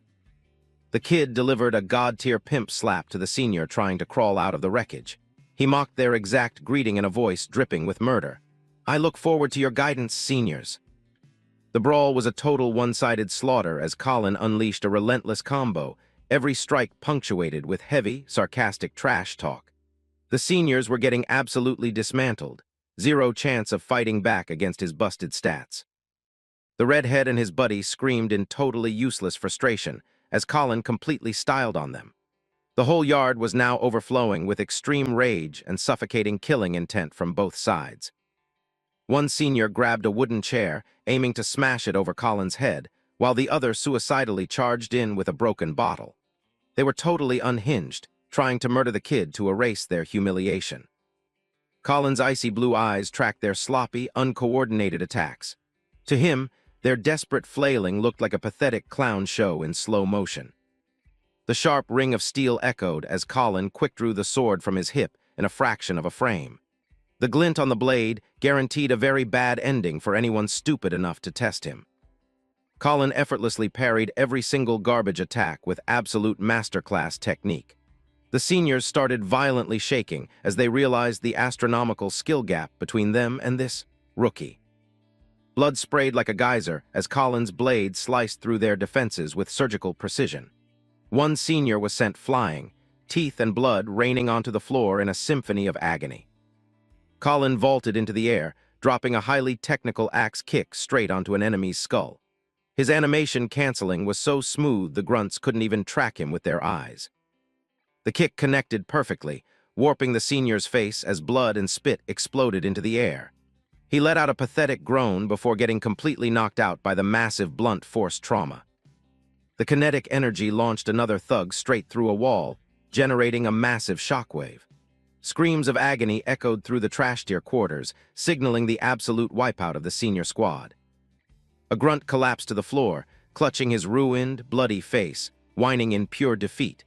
He couldn't wrap his head around the fact that their entire squad got soloed by the new guy in 10 seconds flat. Colin's razor-sharp sword was now resting gently against the face of the defeated grunt pinned to the floor. The kid's eyes were totally devoid of humanity, radiating pure, lethal malice toward the loser. Colin loomed over him, projecting the suffocating aura of a true conqueror. He coldly asked if they were finally satisfied with his greeting yet. The servant violently trembled, his face a mess of blood and tears, stuttering out that he was extremely satisfied. The primal fear of getting executed completely overrode his previous ego trip. Colin casually rested his sword on his shoulder, statting that hearing that made his day. He had completely reset the server rules in this zone in record time. But the second Colin turned his back to leave, the senior ground his teeth in toxic rage. He glared at Colin with pure hate, calling him trash and quietly grabbing the broken glass bottle again. Burning his last HP, he lunged right at Colin's back with the jagged glass, attempting a cheap shot critical hit. He screamed, "Die!" in a totally pathetic, desperate bid to reclaim his shredded ego. Colin's eyes flicked backward. His radar had locked onto this idiot's killing intent miles away. His patience for this stubborn trash had officially hit zero. With an insanely fast pivot, Colin swung his sword in a lethal silver arc directly at the incoming arm. The blade broke the sound barrier, slicing right through the attacker's final hope. A horrific scene unfolded as the servant's hand was cleanly amputated, blood erupting like a fountain into the air. The broken glass and the severed hand hit the floor, plunging the quarters into a terrifying, dead silence. The senior stared at his freshly amputated stump, shrieking in absolute, mind-bending agony over his missing limb. Colin quietly sheathed his sword, his face totally blank like nothing happened, officially ending the mutiny. Colin looked down with eyes like glaciers, He didn't even flinch at the bloodbath he just caused. The kid dropped a sarcastic one-liner, asking if amputating a limb was finally enough to make them satisfied. His highly calculated brutality served as a massive red flag to anyone else thinking of stepping up. Colin thought to himself that he had secured Butler Cornell's trust for now, but he knew damn well the upcoming raid wasn't going to be a walk in the park. His eyes flashed with that intense blue mana as he prepped to crack open the grimoire and kick off his magic grinding session. A colossal wave of energy exploded when Colin opened the book. He swore to himself he had to master this to survive the coming war. A flashback rolled of the estate's politics.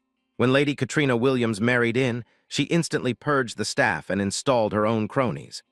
Her already toxic relationship with the Marquis went nuclear when she enforced that brutal caste system. To counter her, Cornell, the Marquis's ultimate ride-or-die, was installed as butler to hard-nerf her influence. He had enough admin privileges to ban Katrina's loyalists from the estate. Cornell wasn't just a glorified bouncer. He held the ultimate veto power over who got named the heir. Nobody was climbing onto that throne without his stamp of approval. But in his past life, Cornell's brutal murder was the exact catalyst that kicked off the apocalypse, sending everything straight to hell. Capitalizing on the chaos, Lady Katrina blitzed the power vacuum and installed her son Freed as the heir. The entire estate fell under her absolute, tyrannical dictatorship. Back in the present, Colin was sweating buckets floating amidst the glowing pages, realizing his magic resistance was way too garbage right now to solo the major factions. Colin's hands traced the glowing ancient text. He was desperately hunting for a hybrid spell that gave him both massive DPS and tank stats. The second his fingers brushed a violently glowing page, a massive shockwave blasted him backward, shaking the entire room like an earthquake.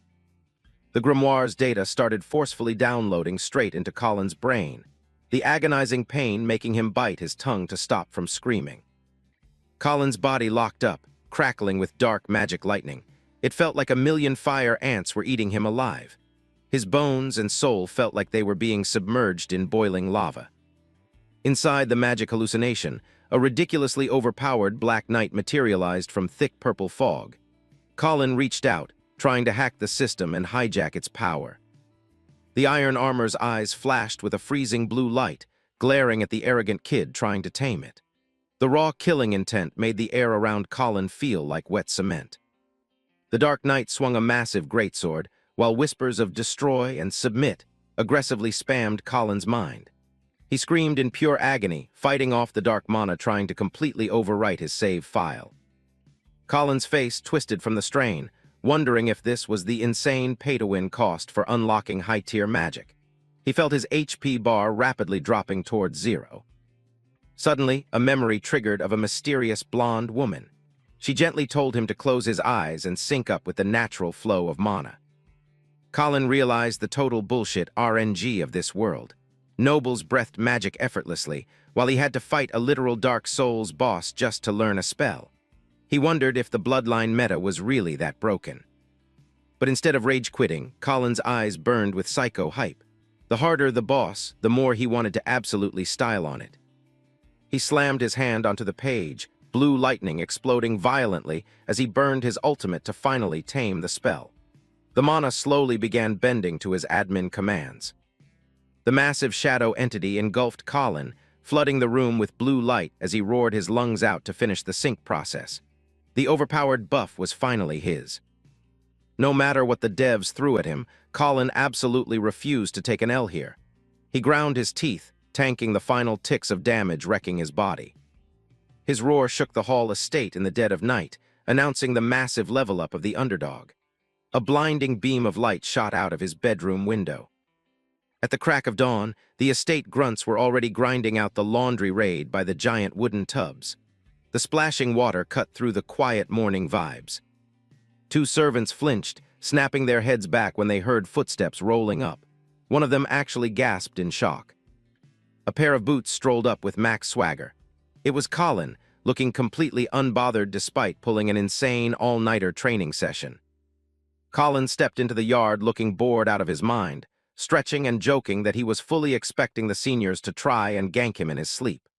The grunts just stared at him, totally intimidated and annoyed. He let out a cocky smirk as he walked past. He knew their stats were way too low to even scratch his armor anyway. Colin's massive ego just pissed everyone off even more. Colin popped open his status menu. He had officially unlocked the unique spell Eternity and bumped his sword skill to Grandmaster tier. His magic resistance stat was finally starting to scale up too. A smug grin crossed Colin's face, knowing his speedrun strat was working flawlessly. This raw power was the exact foundation he needed to break the current meta.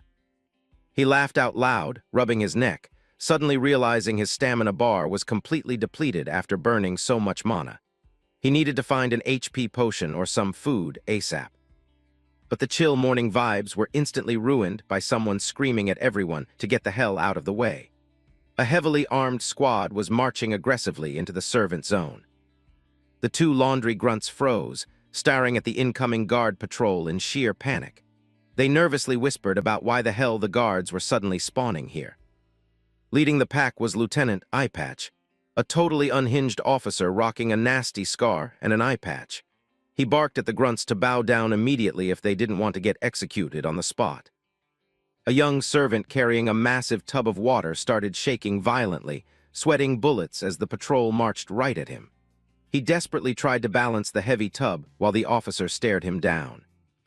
Freaking out, the kid completely fumbled and bumped right into the patrol. He froze in horror, knowing he was about to get a massive penalty. Smash, a guard charged in and Spartan kicked the kid right in the chest, sending him flying and screaming in pain. The guard roared, tearing into the kid for blocking their path and ruining their march. The wooden tub rolled across the dirt, spilling water everywhere and absolutely ruining the officer's pristine black boots. Muddy water splashed all over Lieutenant Eyepatch's legs. Lieutenant Eyepatch stopped dead, staring down at his ruined boots with a freezing, murderous glare. His dead silence was infinitely more terrifying than any screaming. Another guard lost his mind, screaming at the servant for daring to disrespect the officer's gear. He waved his arms around like a lunatic, while the lieutenant maintained a psycho, deadpan stare. The poor servant groveled in the dirt, aggressively begging for his life in absolute terror. Lieutenant Eyepatch towered over him like a raid boss, projecting an aura of pure death onto the helpless NPC. Lieutenant Eyepatch played the nice guy, placing a hand on the shaking servant's shoulder. He chuckled, saying it was a real problem if those eyes couldn't stay focused on the job. He leaned in uncomfortably close, his smile twisting into something straight out of a horror movie. The servant just kept his head down, sweating oceans, absolutely paralyzed by the officer's killing intent. However, the officer paused, his eyes turning ice cold, winding up to make a brutal, bloody example out of the kid. With zero hesitation, Lieutenant Eyepatch jammed 2 fingers straight into the poor servant's eyes right in front of the whole lobby. He coldly stated that eyes that couldn't look in the right place didn't deserve to exist. A blood-curdling scream tore through the estate as blood splattered all over the officer's hands and face. The brutal reflection in the shadows made the whole scene feel suffocatingly dark and psychotic. The other servants were completely blue-screened, shaking as they watched their coworker get tortured without daring to intervene. They mentally prayed they wouldn't pull aggro from these absolute psychos. Another guard with a massive scar started screaming at the stunned servants. He roared, asking what the hell they were looking at and ordered them to get back to the grind instantly. He demanded everyone drop to their knees to show absolute loyalty to the Hall family's military. The servants frantically complied, eating dirt, not a single one daring to complain. Watching from a distance, Colin casually observed the entire torture scene without batting an eye. Honestly, he was more focused on planning his breakfast menu after a long night of grinding. The cowardly blonde servant, the exact same guy Colin had styled on earlier, suddenly shrieked and pointed right at him. He called the officer boss with a face full of toxic hate, begging for someone to carry his revenge. He snitched, screaming that Colin was the maniac who chopped off his hand, and warned the lieutenant to watch out for this total psycho. He claimed Colin was literally insane for muttering to himself in the middle of the night. Lieutenant Eyepatch narrowed his one good eye, shifting his entire murderous aggro onto Colin, the random nobody daring to ignore the estate's rules. The officer barked an order, demanding Colin step up and take his punishment like a man. The kneeling servants violently scrambled out of the way, keeping their heads down to avoid the splash damage. Colin casually turned around, looking completely bored, showing absolutely zero fear of the armed guards trying to box him in. He actually let out a slight smirk seeing the blonde snitch's crew had spawned too. Lieutenant Eyepatch licked the blood off his hand with a creepy-ass smile to try and break Colin's mental. He warned he wasn't as soft as the VIPs and would happily chop off Colin's hands if he kept up the edgy attitude. The guards drew their swords, fully surrounding Colin to pressure him into kneeling. They laughed, asking if he wanted to chop his own hands off or if they should help him do it the hard way. Colin stayed completely unfazed, his hand slowly resting on his sword hilt. A massive, invisible wave of killing intent started leaking out of the teenager. He flashed a totally disrespectful smirk, giving the guards an ultimatum: keep their hands or keep their heads if they dared to step even 1 pixel closer. Colin's grip tightened on the hilt, ready to quick-draw at supersonic speed if these NPCs kept pushing his aggro range. His ice-gold stare locked dead onto Lieutenant Eyepatch, repeating the question and making the officer actually flinch from the sheer pressure. Colin's confidence wasn't just him acting tough. The officer scoffed, convincing himself Colin was just bluffing to hide his fear. He took a step back, declaring he was way too high-level to waste time on a noob like him. Lieutenant Eyepatch announced he was tagging in a proxy to handle the trash. The guards parted like the Red Sea, making way for an absolute unit of a man. Colin narrowed his eyes, analyzing the new challenger's gait. He instantly realized this guy had base physical stats light years ahead of the standard guard mobs. A massive, shredded dude with silver hair and a body covered in battle scars stepped up. It was Daku. The officer hyped him up as the former arena champion, a literal killing machine hard-coded to obey orders. Colin stared right at Daku, instantly accessing his past life database on this specific fighter. He knew for a fact Daku was a combat prodigy whose mental had been completely broken. Flashbacks of Daku acting as an absolute vanguard on the battlefield played in Colin's mind. The guy used to be a fearless berserker, always diving headfirst into the highest threat zones. Colin internally cringed seeing top-tier SSR units like Daku reduced to literal pawns in the nobles' toxic political games. The elites treated legends like him worse than dog shit. An ironic image flashed of Daku and his squad raiding massive boss monsters just to protect the noble bloodlines. Despite his god-tier stats, he was completely nerfed by his slave mentality and brainwashed loyalty to the divine blood. Colin checked out the fresh, bleeding wounds on Daku's body and commented that the guy literally just got brutally ganked by his own team minutes ago. He found the blind loyalty of this absolute beast completely pathetic. Colin unsheathed his sword, the steel flashing in the sunlight. He straight up asked Daku if he really wanted to keep tanking hits and bleeding out for players who treated him worse than a dog. He broke down the server's toxic mechanics, mid-tiers kissing up to the admins, and noobs forced to blindly obey the seniors. The nobles abused these rules to permanently ban high-stat players who lacked the guts to rebel. Colin's eyes flared with intense blue mana as he interrogated Daku on why he let himself be used as a DPS bot without ever demanding basic human rights. He was aggressively trying to talk no jutsu the slave programming out of the champion. Colin smirked. He had successfully proxed a tiny but obvious flinch in Daku's eyes by directly attacking his shredded ego. Daku flexed his massive muscles, charging up his attack animation out of pure habit, but his eyes were internally screaming. He still couldn't break the hard-coded rules deeply installed in his brain. The cowardly blonde servant hid behind the guards, a toxic grin plastered on his face, eagerly waiting to watch Daku combo Colin into red mist. Suddenly, Lieutenant Eyepatch's face went completely pale as his radar picked up an apocalyptic power level exploding out of Colin, entirely shattering his logic of what a slave could do. With Grandmaster speed, Colin instantly teleported directly behind Lieutenant Eyepatch. He held his blade to the officer's throat, whispering that he was going to completely nuke the garbage rules the nobles had built. The surrounding guards completely lost their minds, panicking because their frames literally couldn't keep up with Colin's movement skill. The suffocating speed diff completely paralyzed the zone. Daku stood completely blue-screened in the middle of the yard. His radar completely lost track of the target in a single frame, despite his passive tracking skills. The former champion's face was painted with absolute shock. Daku realized with absolute horror that his equipped sword was just gone. The kid standing behind the officer was now casually holding the champion's own weapon like it was nothing.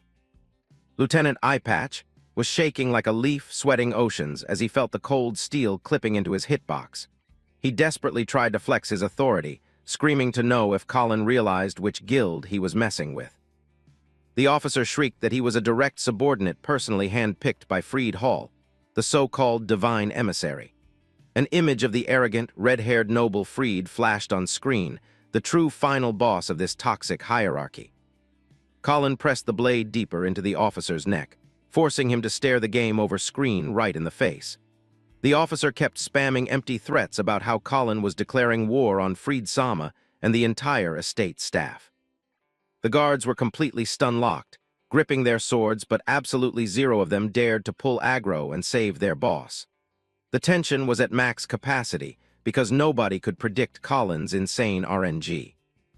Behind the wooden barricades, the slaves and low-tier servants were shaking, watching this completely unbalanced matchup with pure horror and morbid curiosity.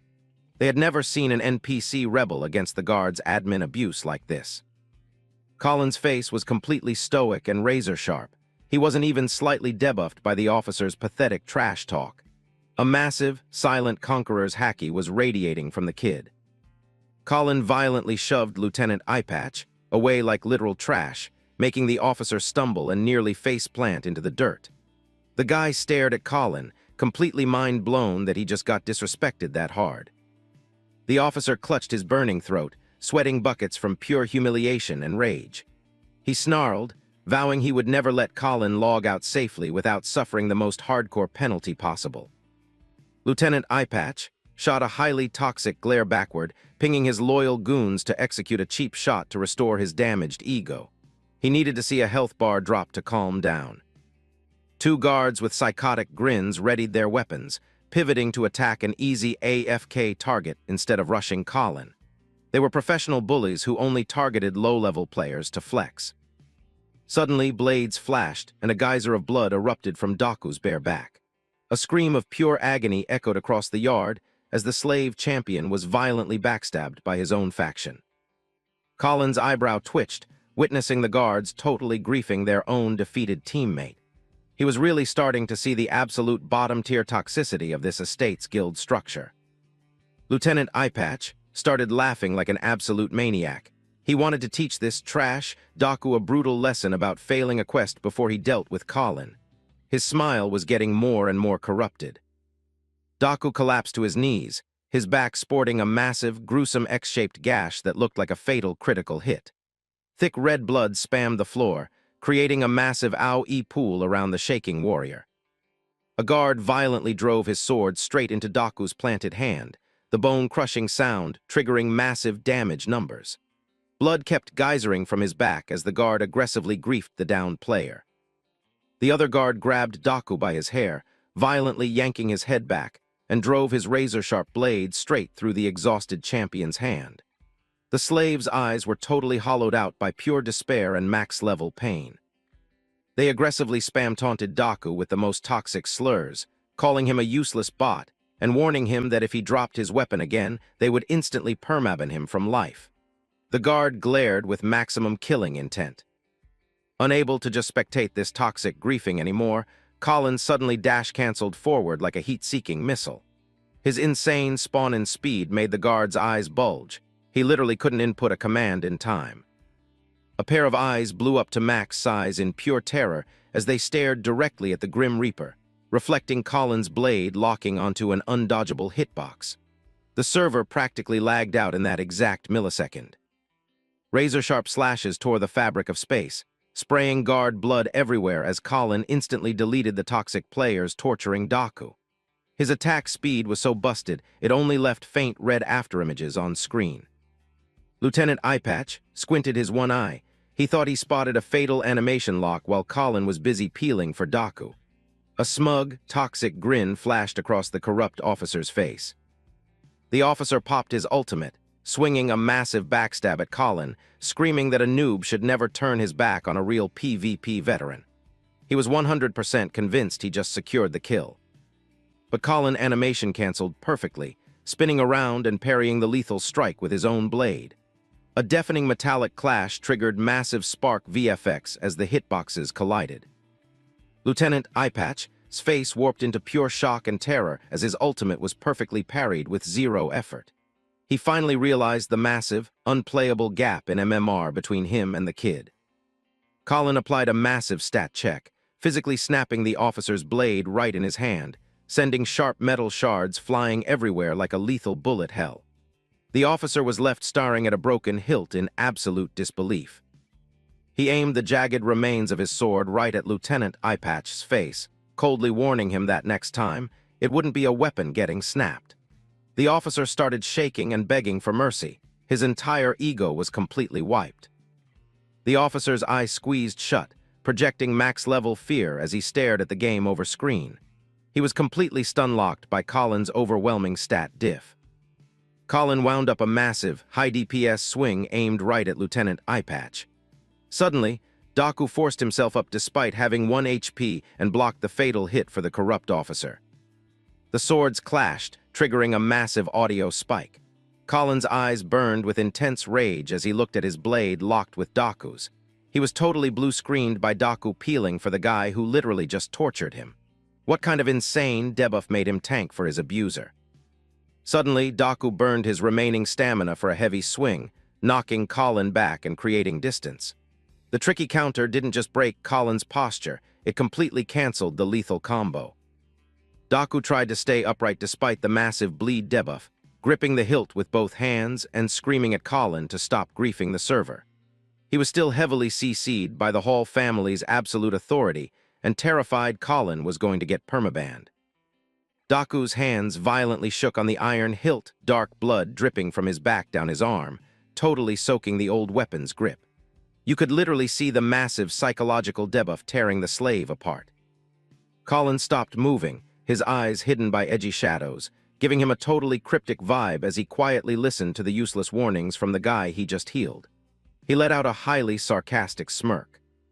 Colin's eyes suddenly flared with intense blue mana. He announced he was dropping aggro this one time exclusively to keep Daku from getting banned.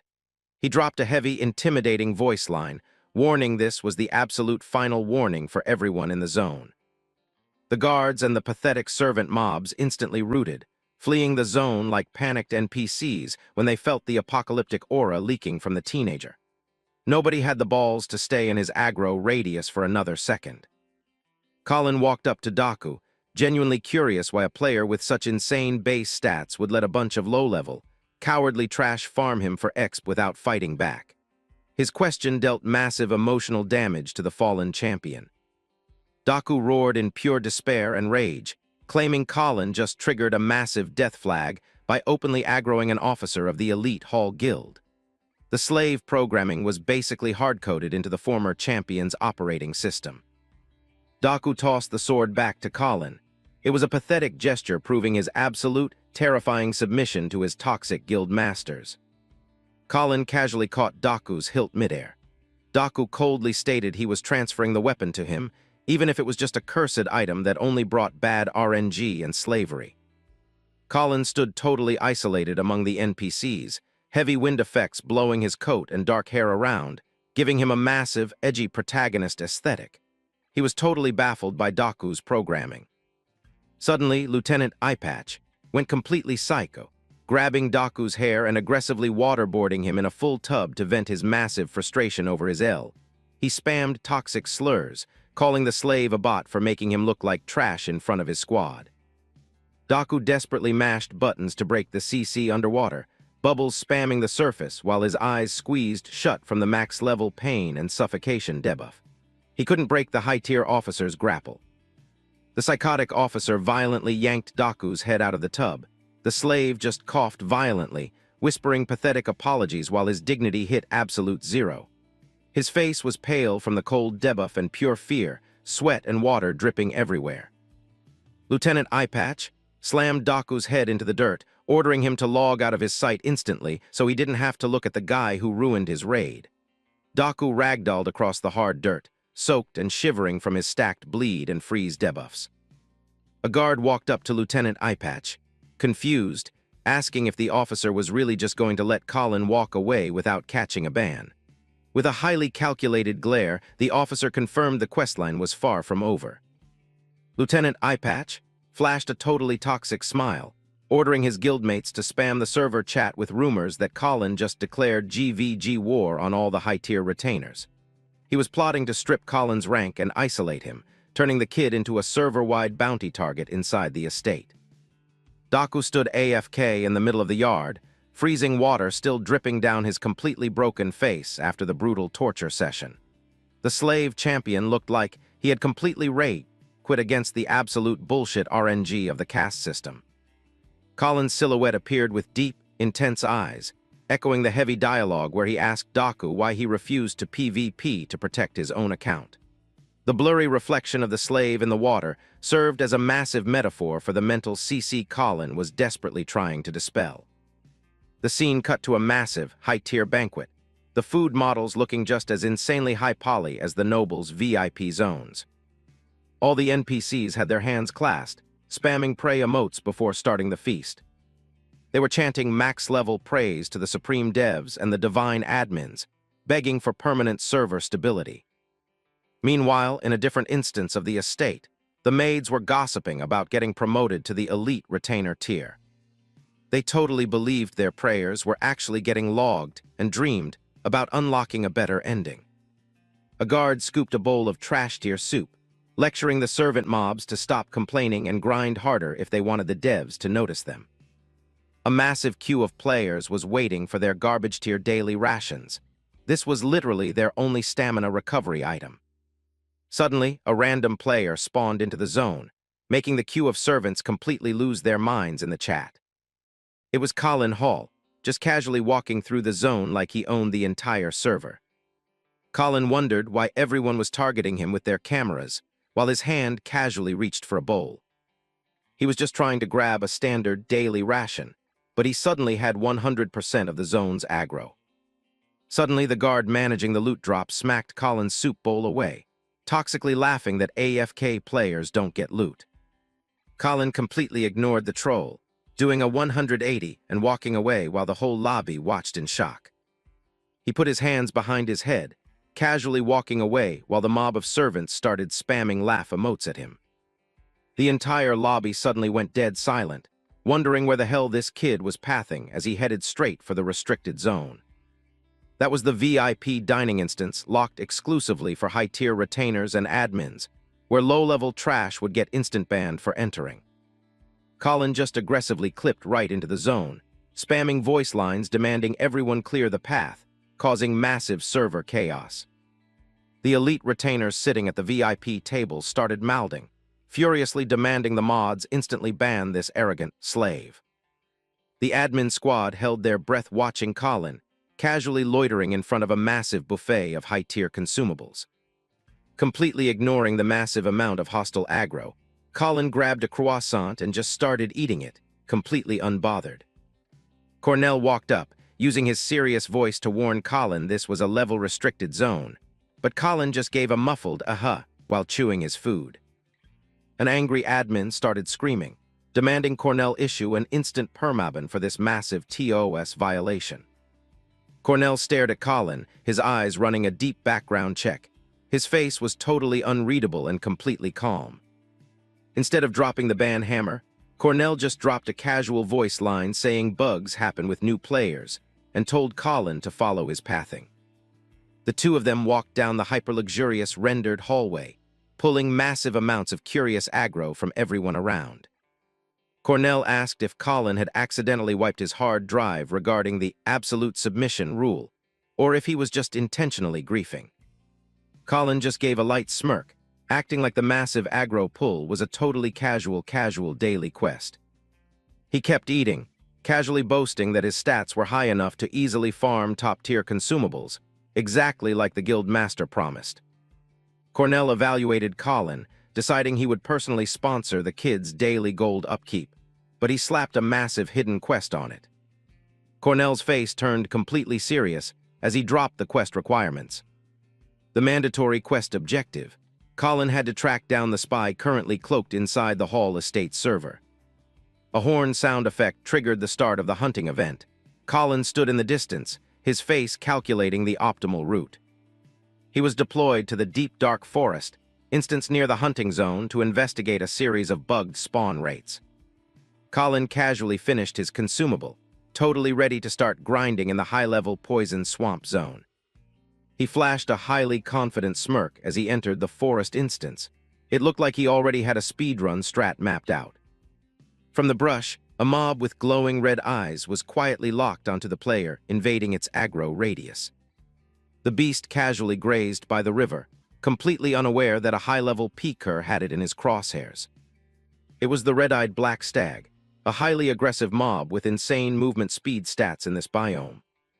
Before the mob could even trigger its dodge animation, Colin quick-swapped to his bow, firing arrows that broke the sound barrier with massive DPS.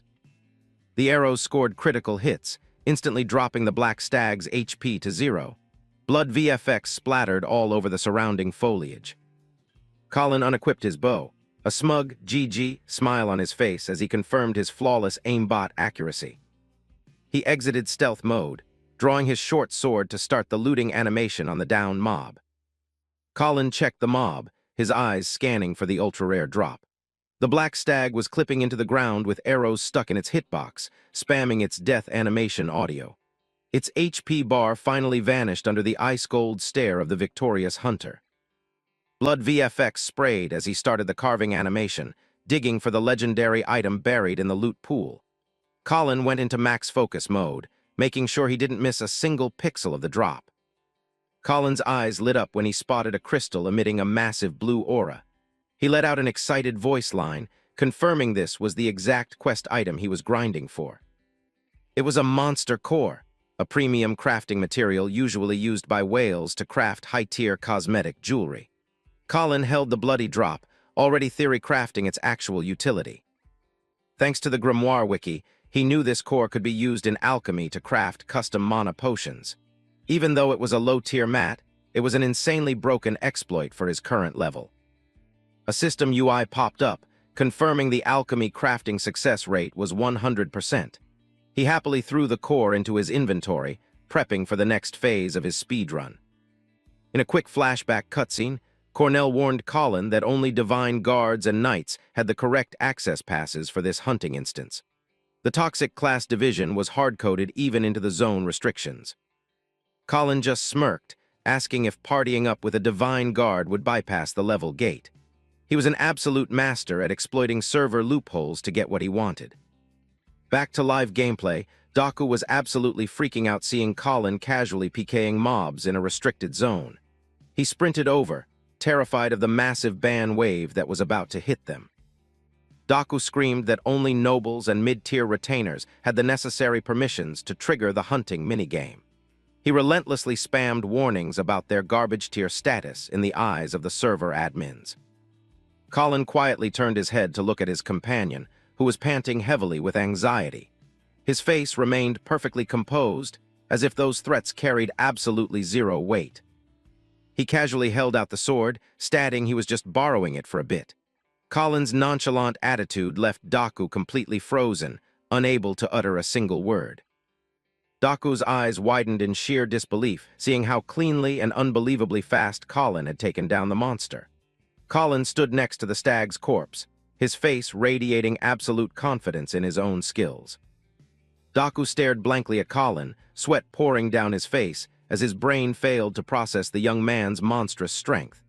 A mix of awe and creeping terror began to take root in his chest. Blood was still oozing from the monster's corpse, impaled deep by Daku's sword.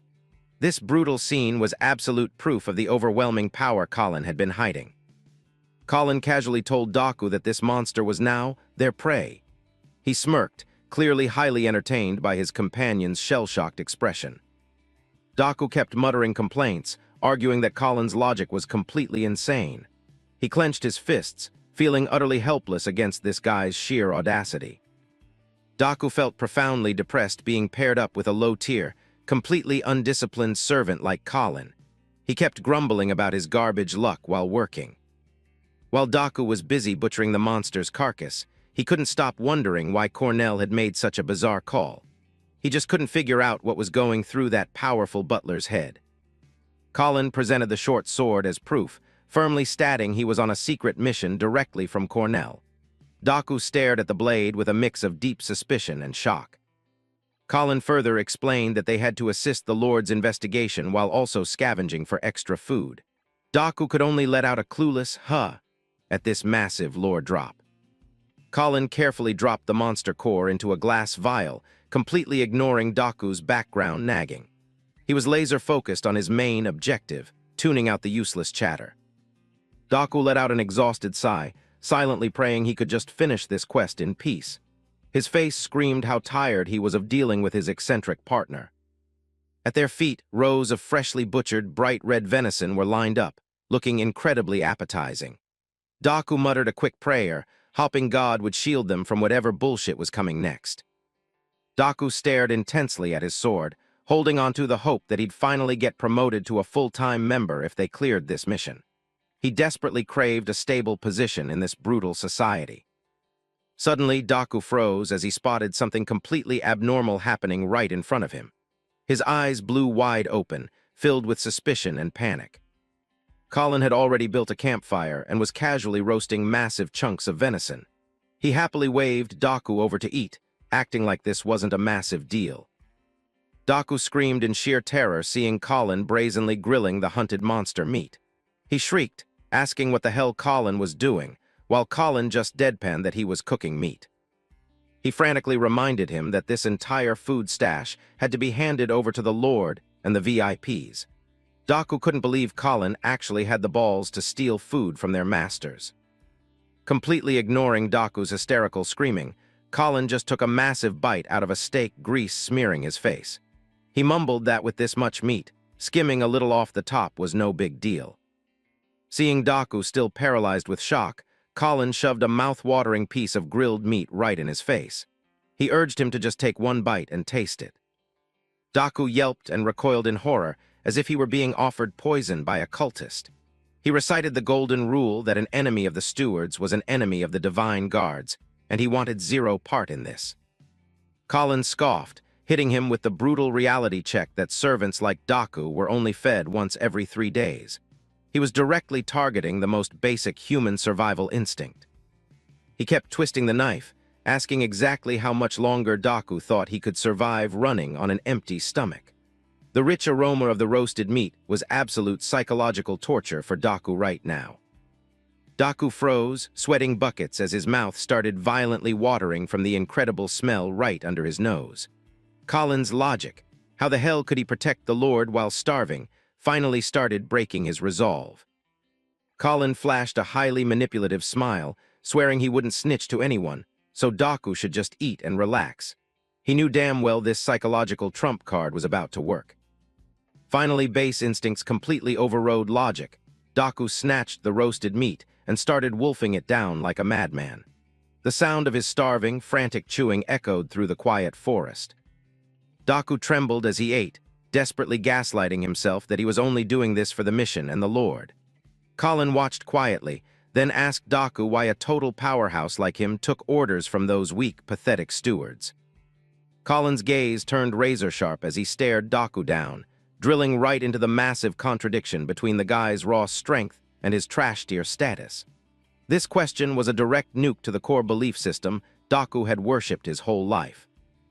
Daku paused for a second, meat still stuffed in his cheeks, wondering what the hell personal strength had to do with anything.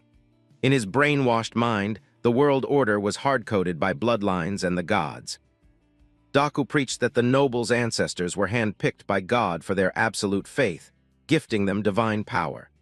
He genuinely believed that if he just kept grinding and praying, God would let him respawn into a high-tier bloodline in his next life. In a spiritual daydream, Daku envisioned the day he could stand beside his estranged little sister as a true elite bloodline member. That was literally the only hope keeping him sane through all the humiliation and oppression in this life. Daku snapped, his face twisting in genuine anger at Colin daring to challenge his religion. He aggressively told Colin to stop trolling and respect the values he had worshipped his entire life. Even though he didn't understand the Lord's obsession with bloodlines, Daku still felt blessed just to be a servant. To him, simply being allowed to work hard without thinking too much was a divine privilege. Colin let out a cocky smirk, his eyes dripping with absolute contempt at the mention of Daku's beloved, divine power. To him, it was just pathetic propaganda used to brainwash the masses and hold back humanity's true potential. Colin casually dropped the ultimate truth bomb. It all literally just boiled down to whether or not you could use magic. He looked at Daku with a dead calm stare, an insanely bold idea forming in his head. Daku fired back, daring Colin to try and learn even the most basic, garbage-tier spell if he was so damn confident. He was absolutely convinced a commoner could never even touch magic. Colin looked Daku dead in the eye and dropped an absolutely unthinkable proposal. "How about I teach you magic?"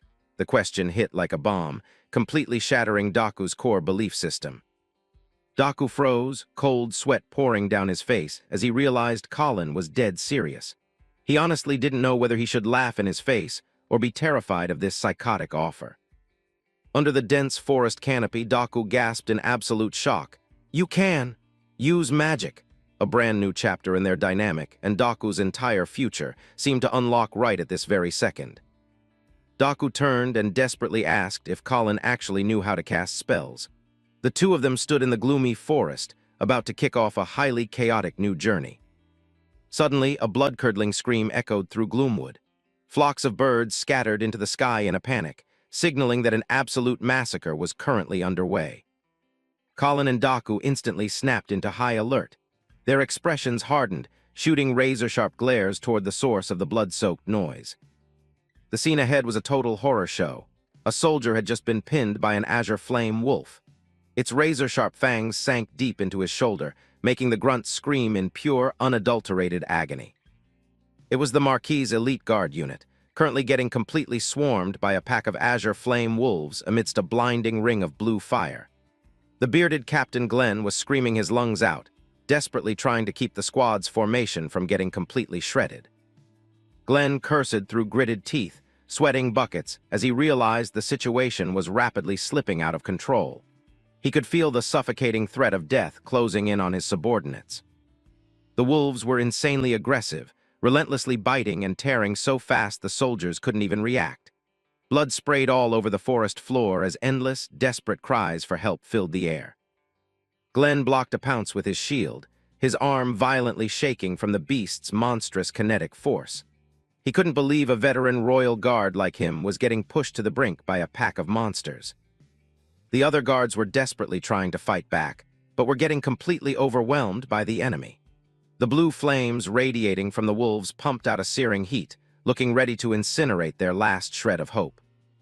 Things went from bad to worse when Marvin screamed a warning right behind the captain. Glenn whipped around in a panic, but it was probably way too late to react. 3 azure flame wolves leaped in sync, diving straight for Glenn's blind spot like lethal missiles.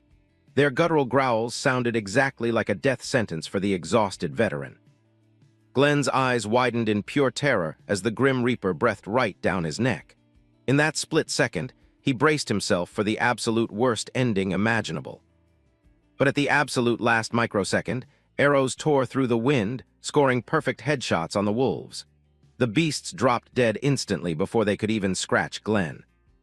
A pair of boots slammed onto the dirt with heavy authority, marking the arrival of a totally unexpected third party. Colin and Daku dropped in like literal saviors from the heavens. Colin stood tall, bow in hand, casually asking how it was going like he was just out for a stroll in the park. Colin locked onto the azure flame pack, his brain instantly running the math on their value. To him, their meat, bones, and especially their cores were premium resources worth a literal fortune. One wolf growled and prepped to lunge, but Colin just stood there completely unbothered, zero fear in his eyes. This sight made even the monsters hesitate for a moment. He knocked 3 arrows simultaneously, his eyes radiating a terrifying level of resolve. Colin boldly announced that absolutely 0 wolves were making it out of here in one piece. Instantly, Colin dashed forward, his speed so incredible he left afterimages in the air. He kicked off a tree trunk, using the momentum to launch himself into a spectacular vault. Mid-air, Colin spun and rapid-fired perfectly aimed arrows at the swarming pack. Every single shot packed apocalyptic power, tearing through the dark night like white lasers. Captain Glenn's jaw hit the floor watching a mere servant kid solo dive straight into the most savage monster pack in the forest. He couldn't believe his eyes at Colin's sheer recklessness and god-tier skills. Colin let out a contemptuous smirk, calling the wolves absolute trash who only knew how to hunt in packs. He drew his bowstring tight, prepping for another wave of slaughter with absolute confidence. Arrow after arrow buried into the wolves' heads and chests, dropping them like flies at his feet. Colin weaved flawlessly across the battlefield, completely overwhelming the beasts with terrifying precision. He landed smoothly on one knee, maintaining a tight grip on his bow to counter any sudden situation. Every single movement Colin made screamed of a hardcore veteran hunter. Colin's glare turned colder than absolute zero as he locked onto the surviving wolves. An invisible, suffocating pressure radiated from him, making the very air feel like it was freezing over. The monsters still charged aggressively, despite watching their packmates get absolutely slaughtered right in front of them. Colin frowned slightly, finding their stubbornness incredibly boring and totally pointless. He casually sidestepped as a blur of blue fire rushed past, his face remaining terrifyingly calm. Colin knew damn well the power gap between him and these wild beasts was an unbridgeable chasm. Not just relying on his bow, Colin also delivered a devastating kick straight to the gut of a wolf trying to flank him. The strike was flawless, packing the weight of a boulder. The beast was launched backward, smashing brutally into a rock wall while the elite guards watched in sheer disbelief. Pure shock was painted on their faces as they witnessed the teenager's monstrous physical strength. Colin followed up with a point-blank shot straight to the wolf's chest, securing the kill without a second thought. Blood erupted from the wound, painting the zone red under the eerie glow of the blue flames. He stood up straight, staring indifferently at the monsters dead at his feet. To Colin, they were nothing more than low-tier trash mobs. The pack finally started feeling actual fear at the teenager's psychotic brutality and precision. They growled and backed away, but realized there was absolutely zero escape route from his lethal gaze. Seizing the opening, Colin fired arrows that pierced through the skulls of 3 wolves simultaneously. This godlike accuracy made all the soldiers hold their breath in pure awe. Captain Glenn was completely stunned, cold sweat rolling down his scarred face. He couldn't process how a kid was casually wiping an Azure Flame pack, something his entire elite squad was failing to do. Colin's eyes radiated unwavering authority, hiding the hardcore veteran experience of a warrior who had survived hell in his past life. That was absolutely not the look of a standard servant. A massive pillar of blue light suddenly crashed down right next to Colin, enveloping him in a blinding azure glow. The ground beneath his feet spiderwebbed from the sheer, crushing pressure radiating from the light. Another azure flame wolf spawned right behind Colin, but his senses had already picked up its presence. He snapped his head back, shooting it a highly lethal, cautious glare. The beast roared like a maniac, the blue flames on its body flaring up violently to counter the teenager's terrifying aura. It gathered its strength, prepping for one final pounce. Suddenly, 3 streaks of blue fire ripped through the night, homing straight for Colin. With god-tier reflexes, he smoothly sidestepped, dodging by a hair's breadth. The berserk energy attacks detonated all around him, turning the dark forest into a blazing zone of lethal blue light. He executed a spectacular mid-air backflip, simultaneously raining down 3 arrows that buried themselves straight into a massive wolf's back. Every single movement was absolutely flawless. Colin's face remained locked in maximum focus, every motion perfectly calculated to maximize his damage output. His ice-cold professionalism was evident in every breath he took. Finally, Colin stuck the landing by aggressively stomping his boot right onto the monster's skull, definitively ending the massacre. The entire forest fell back into a terrifying dead silence beneath the fatting glow of the blue flames. Colin strolled over to the freshly killed wolf's corpse. Not wasting a single second, he instantly started harvesting the loot. While Colin was digging for the premium drop inside the Azure's body, asterisk whoosh, an arrow skimmed right past his face. He was totally caught off guard, wondering what the hell just happened. The incredibly powerful arrow buried itself dead center into the blue wolf's skull. Blood sprayed everywhere, accompanied by the beast's agonizing death screech. Colin looked absolutely stunned as he stared at the downed monster. Colin looked over at Daku, who had just sniped the beast right as it was about to ambush him. Daku warned Colin not to drop his guard since this forest was still full of danger. The kid was still playing it super safe even though the main battle was over.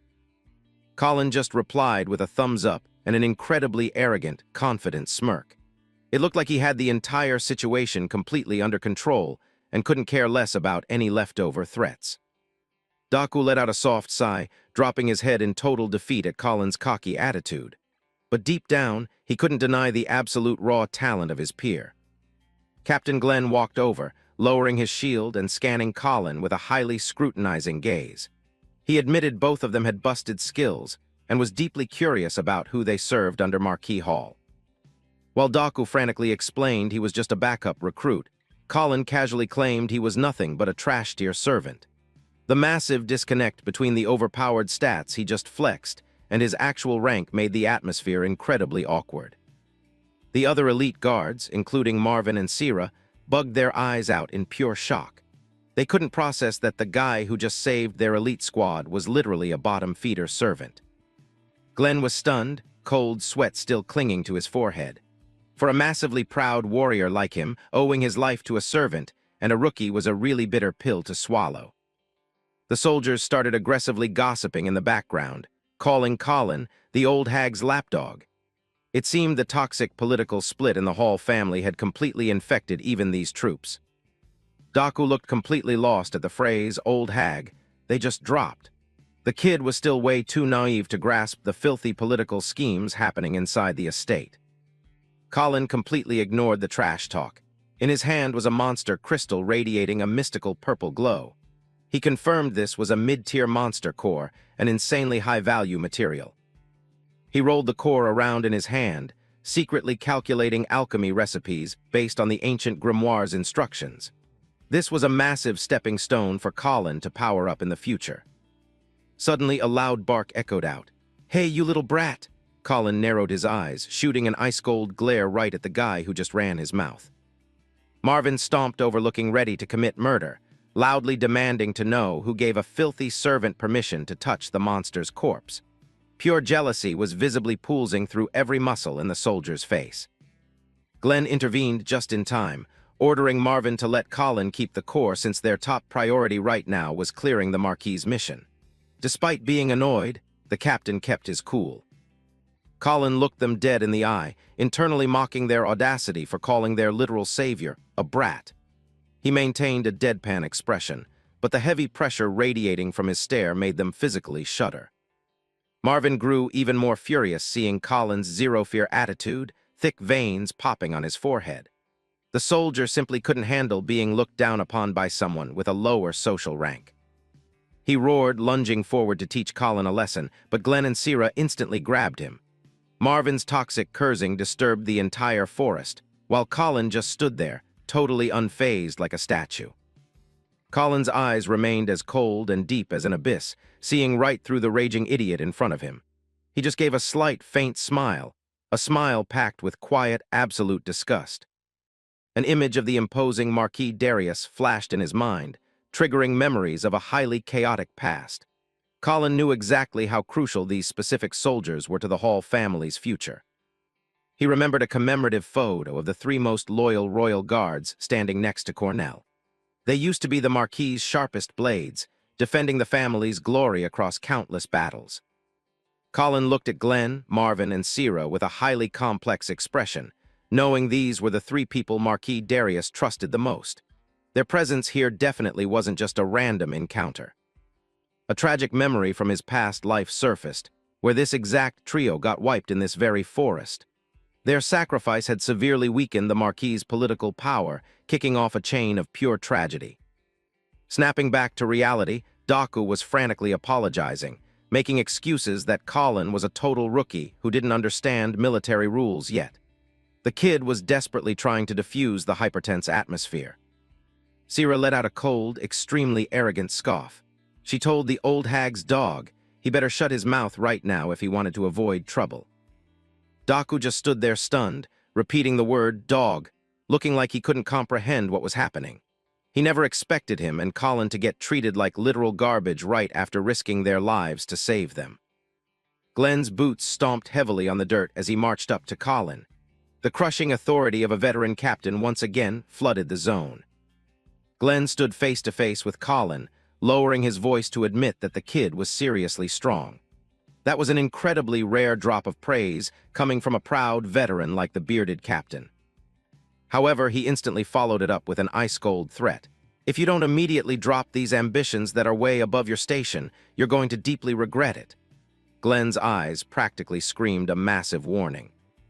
Colin stayed completely silent, his gaze never wavering as he stared Glenn down. He didn't need to say a single word. His unbreakable posture was the loudest answer possible. Glenn gave a slight nod, dropping a half-hearted thanks, before signaling his squad to move out and resume the mission. The shadows of the elite guards slowly vanished into the trees, leaving Colin and Daku alone with the monster corpses. A heavy, ominous footstep echoed against the dirt in the deep, dark forest. Glenn, Sierra, and Marvin's guard unit was completely panicking. They felt a horrifying wave of killing intent rapidly closing in on their position. The forest birds went totally crazy, scattering into the sky like an early warning system for an incoming disaster. The massive tremors from the distance were getting louder by the second. From the thick brush, an absolute tidal wave of wolves with coats blazing in blue fire poured out. These were the hyper-aggressive azure flame wolves. Sierra and Marvin's faces completely drained of color seeing the absolutely massive enemy numbers. In pure despair, they could only let out terrified gasps. A deafening, earth-shattering roar shook the entire zone, completely drowning out the howling of the smaller wolves. Sierra shrieked as she recognized the alpha monster. It was the Azure King, the absolute boss of the wolf pack, boasting a massive size and completely overpowered strength. The alpha boss loomed into view, wreathed in blinding blue fire and flanked by a horde of bloodthirsty minions. Its raw pressure was enough to make even the most hardcore veterans physically shake. A close-up on the monster's maw full of razor-sharp fangs and its glowing, blood-red eyes. It was staring at the human party like they were a delicious meal. The Azure King swung its razor-sharp claws, aggressively forcing the guard unit into a complete dead end. Every single escape route was totally blocked by the fire wolves. Absolute panic was plastered across every single guard's face. They realized they had zero chance of winning against this kind of overwhelming power. Glenn ground his teeth, desperately trying to keep his cool in this hopeless situation. As the captain, he knew full well this was probably their final stand. The Azure King launched its ultimate attack, a massive blue mana explosion that swept across the battlefield. Its kinetic force completely blew away everything in its path. In that literal life-or-death microsecond, a silhouette suddenly dashed in. A painful groan echoed as someone actually dared to face-tank the monster. Glenn stared in absolute shock at the back of the person who just appeared. He couldn't believe someone was crazy enough to step up and save him right now. Colin Hall materialized, sword in hand, solo blocking the Azure King's lethal claw strike. He casually dropped a "my bad," acting like he was just a little late coming back from a stroll. Colin flashed an insanely arrogant grin, declaring he had literally just saved their lives all over again. His eyes radiated the absolute confidence of someone controlling the entire game. Completely humiliated by a puny human, the Azure King roared like a maniac. It bared its fangs and flexed its claws, winding up for a bloody, full-combo execution. Colin didn't keep the opponent waiting. He instantly booted up his masterclass sword techniques. Sword art! The second the words dropped, a terrifying power exploded from his blade. A devastating heavy attack named Mountain Breaker slammed straight down onto the monster's skull. The kinetic force was so immense it spawned actual mana lightning tearing through the air. The alpha boss tanked the hit and was still standing.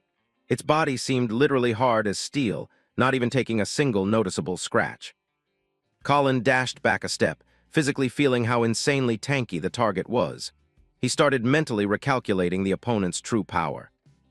The Azure King countered with a massive blue fire breath.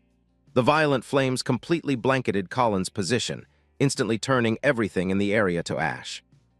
Colin dual-wielded to block the massive fire breath, but the apocalyptic pressure kept knocking him backward. The monster's power was way higher than his initial estimates. He vaulted high into the air to completely clear the explosion's radius. Down below, the ground literally shattered from the sheer force of the blue fire magic. Colin's eyes narrowed, running hardcore tactical calculations. He realized that with his current body, clearing the Azure King with purely physical sword skills was going to be incredibly difficult. The sword in his hand was already starting to shatter from the direct clashes. This garbage-tier weapon simply couldn't handle the extreme intensity of a top-tier battle. Glenn and the guard unit pushed up to provide backline support. The veteran captain nervously checked on the teenager who had just intervened to help. However, Sira dropped a massive warning that this opponent had already slaughtered countless Imperial elites. The beast narrowed its eyes at the humans, signaling its minions to prep for a massive, full-scale assault. It was completely out of patience and done playing with its food. The fire wolves formed a massive, unbroken horizontal frontline, completely boxing in Colin's group. Their sheer numbers were enough to crush any small army. Marvin was sweating buckets in pure panic. He had absolutely no idea what to do since they were already struggling against the pups, and now they had an enraged wolf king to deal with. Colin calmly turned back, telling everyone to completely ignore the minions. He explained that the smaller wolves were literally just puppets controlled by the Azure King. He pointed out their critical weakness. The minions only followed orders and had zero independent will. If they just took down the king, the rest of the pack would automatically scatter. Glenn stared at the kid, his face painted with massive skepticism. The idea of full frontal attacking the Wolf King sounded absolutely crazy in this situation. Daku tried to talk him out of it, arguing that even the elites couldn't take it down. On top of that, Colin's weapon was practically destroyed. Colin flashed a razor-sharp smirk, his blue eyes flaring with absolute resolve. He fired back with a highly cocky challenge. "How do you know if you don't even try?" Daku looked at Colin like he was a total psycho. In his eyes, attempting this was literally just suicide. Glenn and the rest of the party were still heavily hesitating. Sprinting through a massive horde of wolves just to get into melee range of the primary target was a nearly impossible mission. Colin stepped up to the front line, telling them they didn't need to do anything. He already had his own personal plan cooked up to deal with the monster wave. The teenager's glare turned colder and sharper than ever. He confidently stated that a perfect window to finish this would open up very soon. The Azure King tilted its head to the sky, winding up for a massive howl to trigger the final attack. The very air around it started turning thick from the insane magic pressure. The deafening howl echoed across the forest, triggering the minions to rush and tear the enemy apart. The real life-or-death battle was officially kicking off. The guard squad physically felt the crushing pressure from the monster wave. Sira and Marvin hit max stress levels as the fire wolves flooded forward like a tidal wave. Glenn roared, ordering the squad to hold their nerve and prep for combat. Swords were drawn, but you could clearly see the anxiety on everyone's faces. Colin narrowed his eyes at the charging pack, dropping his voice into a heavy, highly authoritative tone. "Lure them in closer." Marvin absolutely lost it, screaming about why the hell some busboy had the right to order them around. Glenn had to instantly shut him down, barking that now was not the time for internal bickering. Marvin kept shooting incredibly salty glares at Captain Glenn. He was seriously furious about taking orders from a literal bottom feeder like Colin. Completely ignoring Marvin's bad attitude, Colin turned and called Daku to follow him. Daku dumbly pointed at his own face, totally clueless about how he could possibly help right now. Colin looked Daku dead in the eye, dropping an absolute psychological nuke. "You want to be a big brother your little sister can actually be proud of, right?" The second Erika's name dropped, Daku's gaze hardened like steel. His initial panic completely vanished. He knew he had to get stronger if he actually wanted to protect his little sister. Glenn roared a red alert as the fire wolves entered melee range. The guard formation instantly tightened up to tank the first wave of the berserk attack.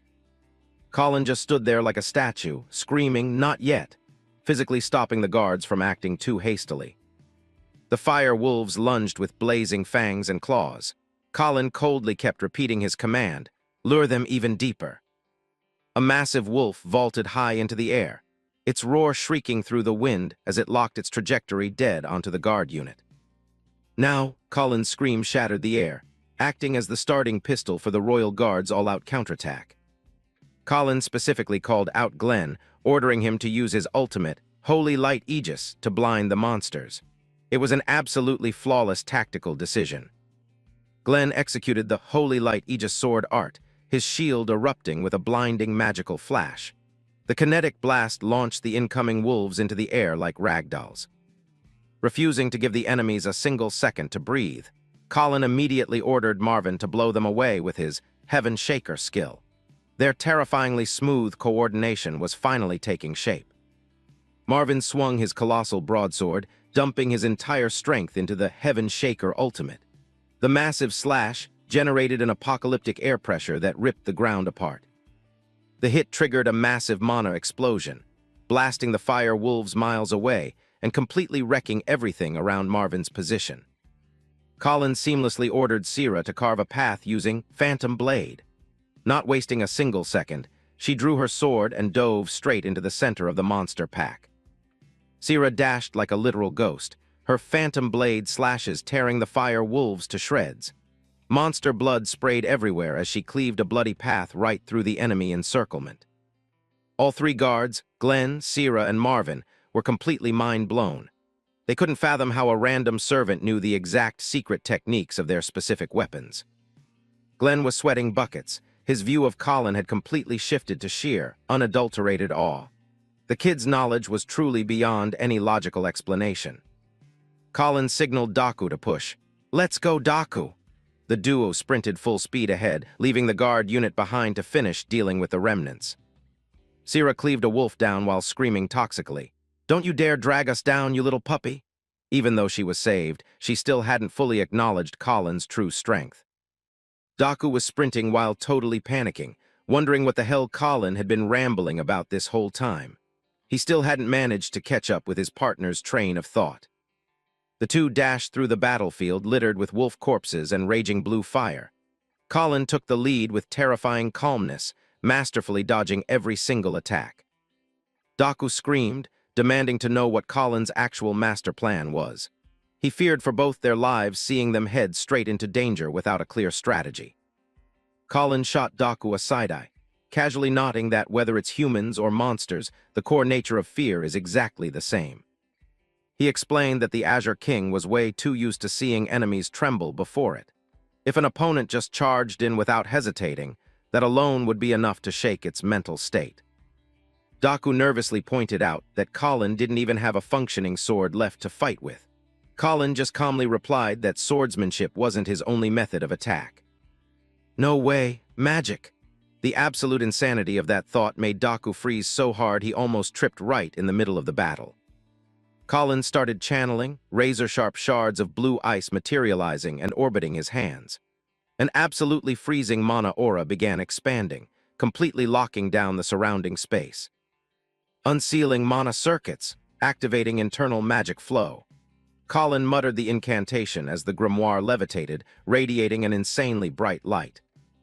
The magic array appeared, and Colin unleashed his Ice Lotus ultimate. An apocalyptic beam of freezing energy fired straight at the Wolf King, literally freezing everything in its path. Daku stood totally paralyzed by that horrifying sight. He could not believe how a servant like Colin could wield such high-tier magic. The Azure King roared in pure agony as it took the freezing magic blast head-on. The blue flames on its body desperately flared up to counter it, but were completely useless. Colin gave the monster a highly disrespectful side-eye, his voice dripping with pure taunt. "You still want to keep fighting?" His suffocating killing intent actually forced the beast to hesitate. Both Colin and Daku aggressively closed in on the enemy. The duo coordinated so perfectly it looked like they had rehearsed it, leaving the Azure King with no time to react. Daku rushed in like an arrow, using his entire physical strength to lock down any resistance from the colossal wolf. "Perfect, Daku," Colin praised him as he watched Daku land a critical stab right into the beast's head. The monster roared in agony, sensing the end of the battle had arrived. Colin supercharged his remaining mana, his eyes locked onto the Azure King with lethal intent. "It's over. you dead scum." A towering, majestic ice elemental spawned straight out of Colin's magic array. It swung a colossal greatsword of ice, delivering the absolute final critical strike to completely execute the Wolf King. The Alpha Azure King's eyes bulged, a final flicker of bright red light flashing in its pupils, filled with absolute terror. Boom, an insanely overpowered blast of magic pierced straight through the monster. It never expected it would suffer such terrifying magical power from a human. The berserk magic laser blew a hole clean through the monster's body in a flash. A desperate death shriek echoed as blood exploded everywhere. The Azure King was tanking the ultimate critical hit. The shockwave from the explosion swept across the forest, instantly wiping all the surrounding pups as the Alpha Azure King was finally completely overwhelmed. The colossal monster was finally downed, its body completely frozen solid and lying motionless under the absolute raw power of Colin's strike. Daku stood paralyzed, his eyes wide with sheer horror at the insanely terrifying power he just witnessed with his own eyes from his friend. Colin kept his calm demeanor, shards of magical ice still casually floating around his hands as the grimoire began to close. Glenn, Marvin, and Sierra frantically rushed to the scene, their faces showing a mix of massive relief and absolute shock after being saved. Glenn openly admitted that thanks to Colin killing the Alpha, the Berserk Fire Wolf Pack had finally scattered. Sierra walked over and stepped on a shattered piece of blue ice on the ground, looking like she was trying to confirm something. Sierra knelt down to inspect the remaining ice debris, still utterly refusing to believe a servant could possess such terrifying magic. Marvin let out a loud, hearty laugh, commenting that Colin's fighting style totally reminded him of the Grand Captain back in his youth. Marvin shot Daku a razor-sharp look, reminding them that they used to be hardcore warriors from the legendary Lionheart Legion. Sierra stood there looking arrogant, dropping a highly toxic, condescending remark that made Daku's face burn and his eyebrows twitch in pure rage. Daku felt his pride take a massive hit from the female guard's incredibly arrogant, trash-talking attitude. He finally lost his patience, pointing his finger straight at Sierra's face and snapping, demanding to know what she just called him with that tone. Daku screamed his own name, ordering Sierra to memorize it right now so she'd never be allowed to get it wrong again. Sierra froze from Daku's sudden outburst, completely stunned for a second because she never expected someone like him to actually shout at her. Marvin leaned in and whispered to Daku that Sierra had a habit of calling the lady an old hag, which was the root cause of the current tension. Daku's jaw hit the floor, completely shocked by Sierra's sheer audacity and total lack of respect for their superiors. Sierra instantly got aggressive, getting right in Daku's face and growling, demanding to know exactly where on her face looked old.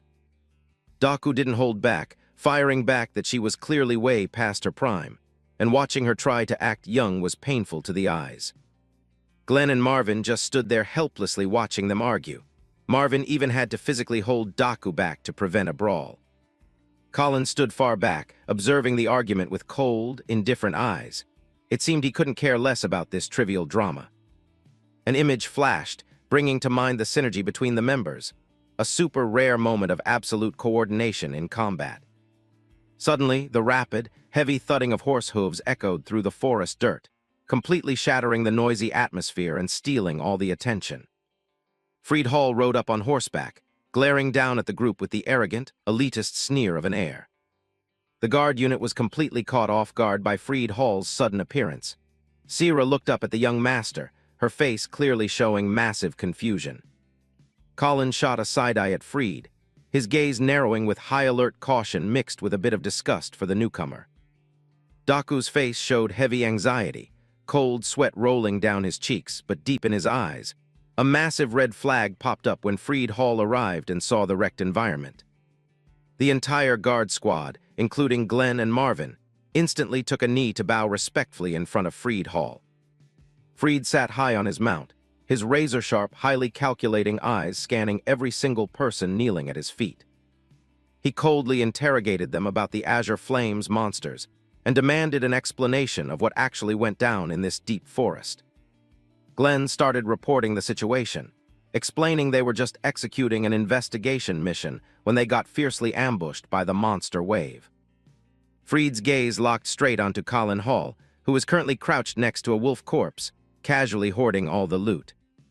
Colin slightly turned his head to look at Freed Hall, a highly cryptic, wildly arrogant smirk flashing on his lips, practically begging the opponent to try something. Glenn continued his report, making sure to drop massive praise for the raw potential and outstanding combat achievements of the two teenagers. Freed Hall had a flashback of Colin Hall standing there, sword drawn, looking like an absolute boss, showing exactly zero fear of Freed Hall's presence. Freed started theory-crafting the succession war. He realized Colin's rise was a serious, massive threat to his position. He ground his teeth in pure rage, furious over the fact that his father might learn about this and dump all his favor onto the adopted son, Colin. Freed Hall's eyes practically glowed with boiling hatred and toxic jealousy, now that he was face-to-face with a massive new potential competitor. Daku stared straight ahead, sweating bullets watching Colin flex so arrogantly on Freed. He was sure Colin was about to get punished by the superior. A highly calculated, wildly confident smirk crept onto Freed Hall's face. It looked like he had already drafted a flawless strategy to eliminate Colin Hall. Freed Hall sat on his mount, looking down at Daku with absolute disgust as he kneeled. The servant boy just kept his head down, terrified to even face the arrogant noble. He sarcastically mocked Daku for daring to enter the restricted hunting zone, wondering why he was hanging out with trash like Colin Hall. Daku was physically shaking, sweat pouring down his panicked face. Daku just tanked the toxic humiliation in silence, not daring to drop a single line of defense. His face was a mask of pure terror against the crushing authority of his superior. Freed Hall kept twisting the knife, name-dropping Daku's little sister, Erica, to threaten his loyalty. He knew exactly what Daku's critical weakness was and had zero hesitation exploiting it for leverage. Colin Hall stood in the back and dropped a massive insult, calling Cornell a pampered little mama's boy who only coasted on nepotism. His razor-sharp words left everyone present completely shell-shocked. He casually turned around, looking the noble dead in the eye with a hyper-arrogant, taunting smirk. Colin showed absolute zero fear of the opponent's status or power. Sierra actually broke character and burst out laughing at Colin's insane audacity, while Glenn stood in the back looking dead serious. Her laugh rubbed pure salt into Freed's pride. Taking massive critical damage to his pride, Freed Hall went completely nuclear, screaming at Colin to repeat what he just said. The noble's face twisted into an ugly mask of uncontrollable rage. Colin kept his poker face, brutally stating that these people weren't kneeling out of respect for Freed's actual talents. His ice-cold gaze drilled right into the truth the noble constantly tried to ignore. Glenn, Sierra, and the other guards were visibly sweating as the situation rapidly spiraled out of control. They realized Colin was playing an incredibly dangerous game.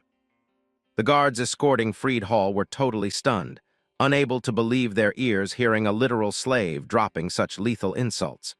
The atmosphere instantly thickened with suffocating killing intent. Colin followed up with another jab, saying it must be awesome getting to boss people around purely because of the shadow of your powerful parents.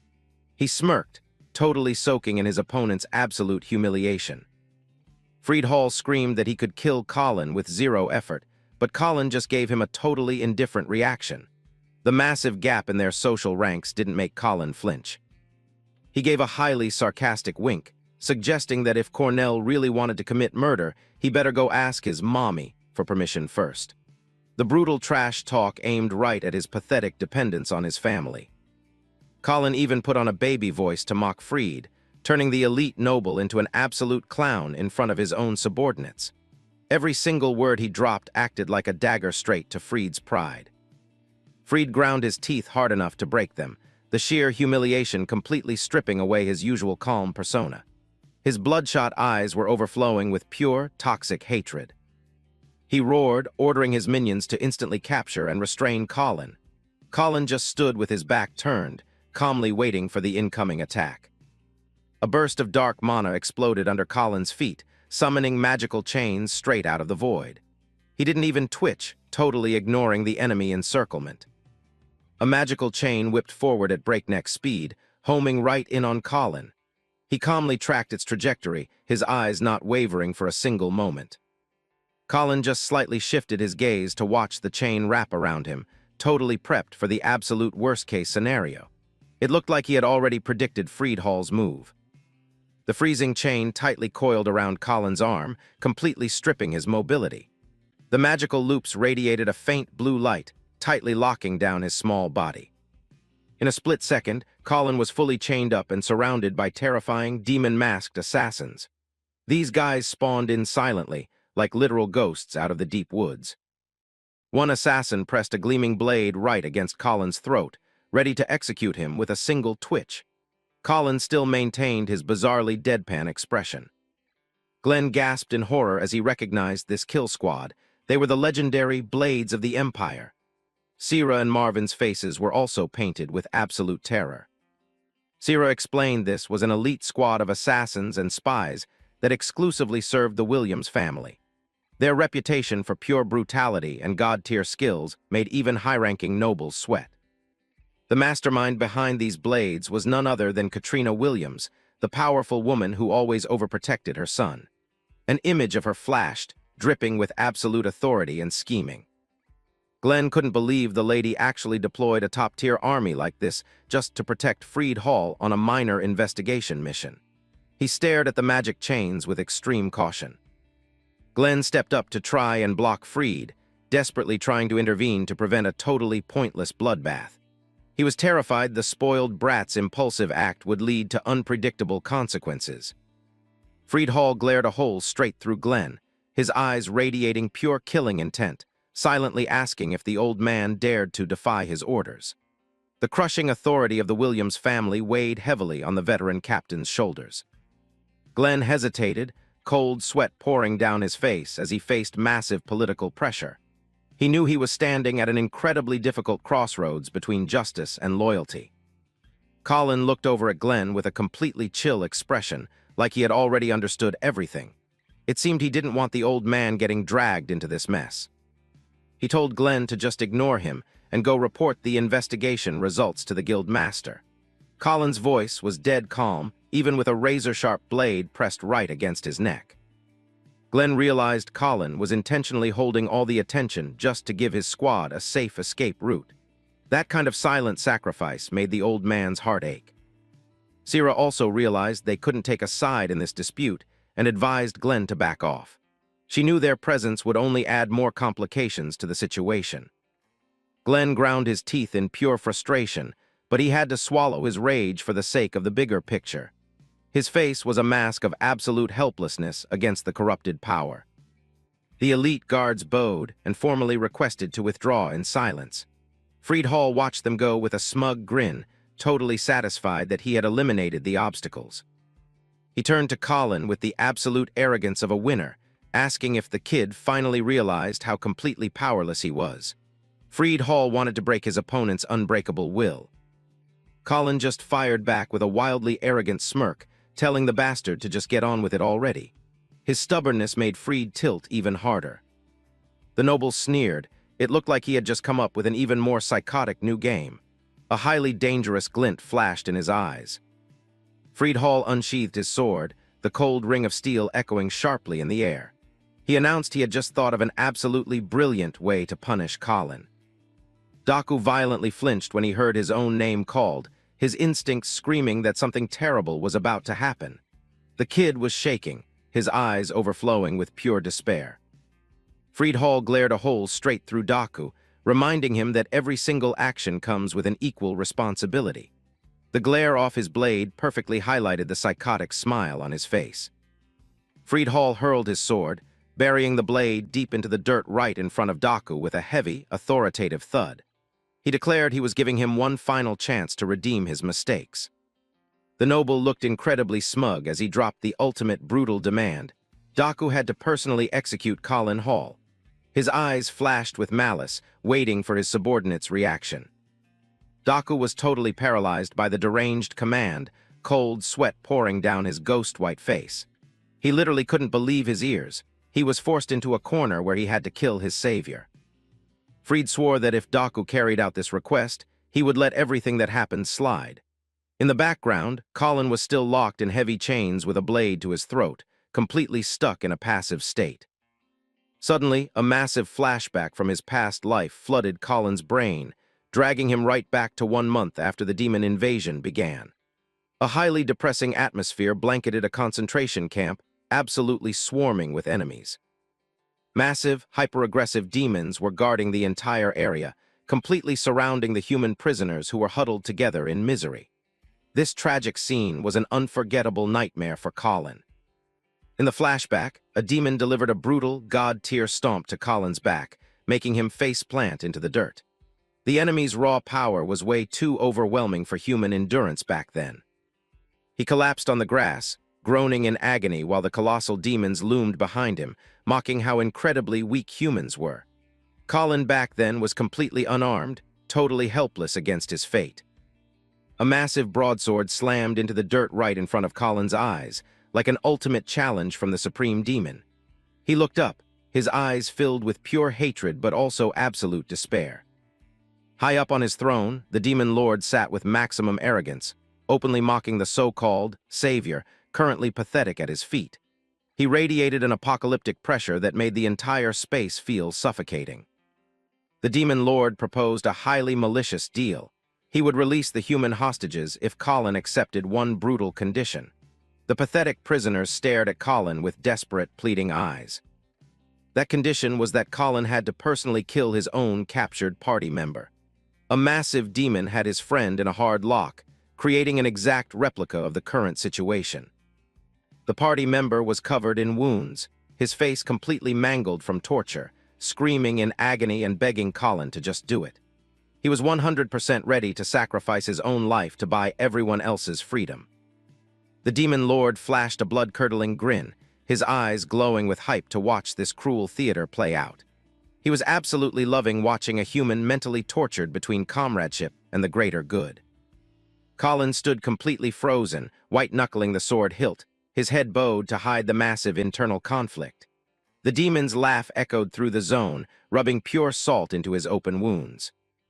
The gleaming sword in Colin's hand vibrated violently with every beat of his heart. Right in front of him, his friend was still controlled by the demon, waiting for Colin to deliver the final killing blow.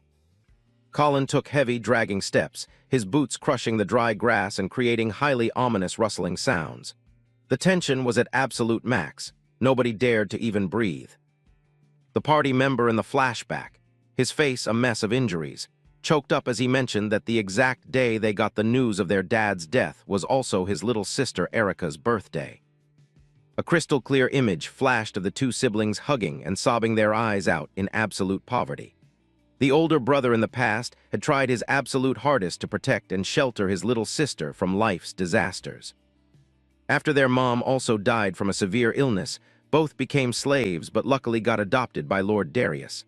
Colin squeezed his eyes shut. The pain from that past life still felt perfectly intact in his soul. On the lady's orders, Erica was transferred to the Williams family estate. The older brother believed she was still safe because the demon army hadn't pushed that deep into the territory yet. A single tear rolled down his scarred face as the older brother desperately begged Colin to take over caring for Erica after he was gone. Those tragic final words made Colin's heart ache intensely. Colin listened to the final instructions about Erica's eating habits, a tiny detail, but packed with an infinite amount of love. His face was completely shadowed, masking the absolute emotional meltdown happening inside.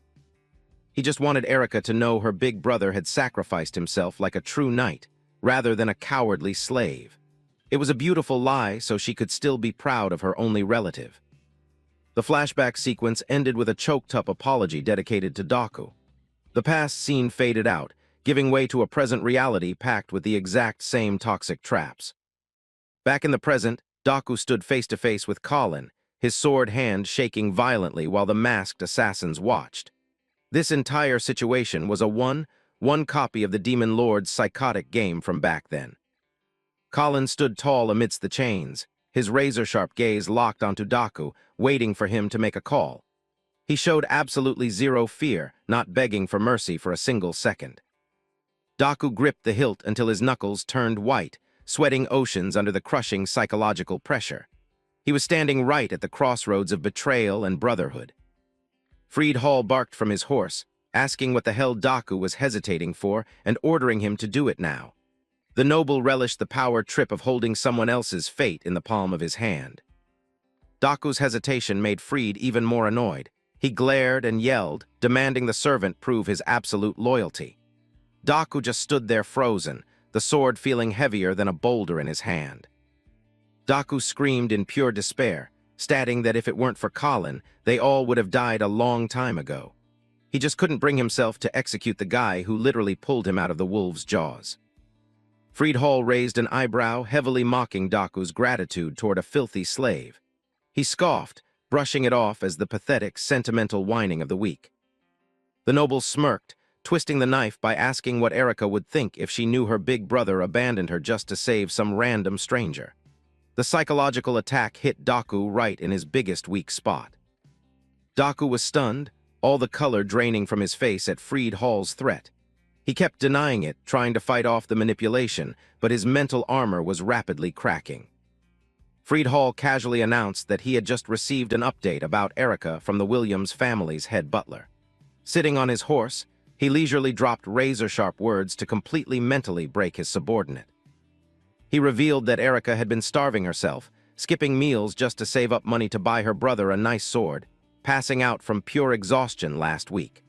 Freed looked incredibly smug seeing Daku's spirit completely shatter. The news about his little sister hit Daku like a truck, his eyes rolling back in pure shock and agony. The brutal reality made all his logic about honor and brotherhood feel entirely worthless. Freed Hall cracked his riding crop, coldly declaring that if Daku still planned to commit treason, he'd have absolutely zero reason to keep taking care of Erika. He turned his horse to leave, ditching Daku in a pit of impossible choices. Daku screamed and chased after him, his legs shaking so badly he could barely stand. His cry echoed through the forest, carrying the sheer desperation and helplessness of a man crushed by absolute authority.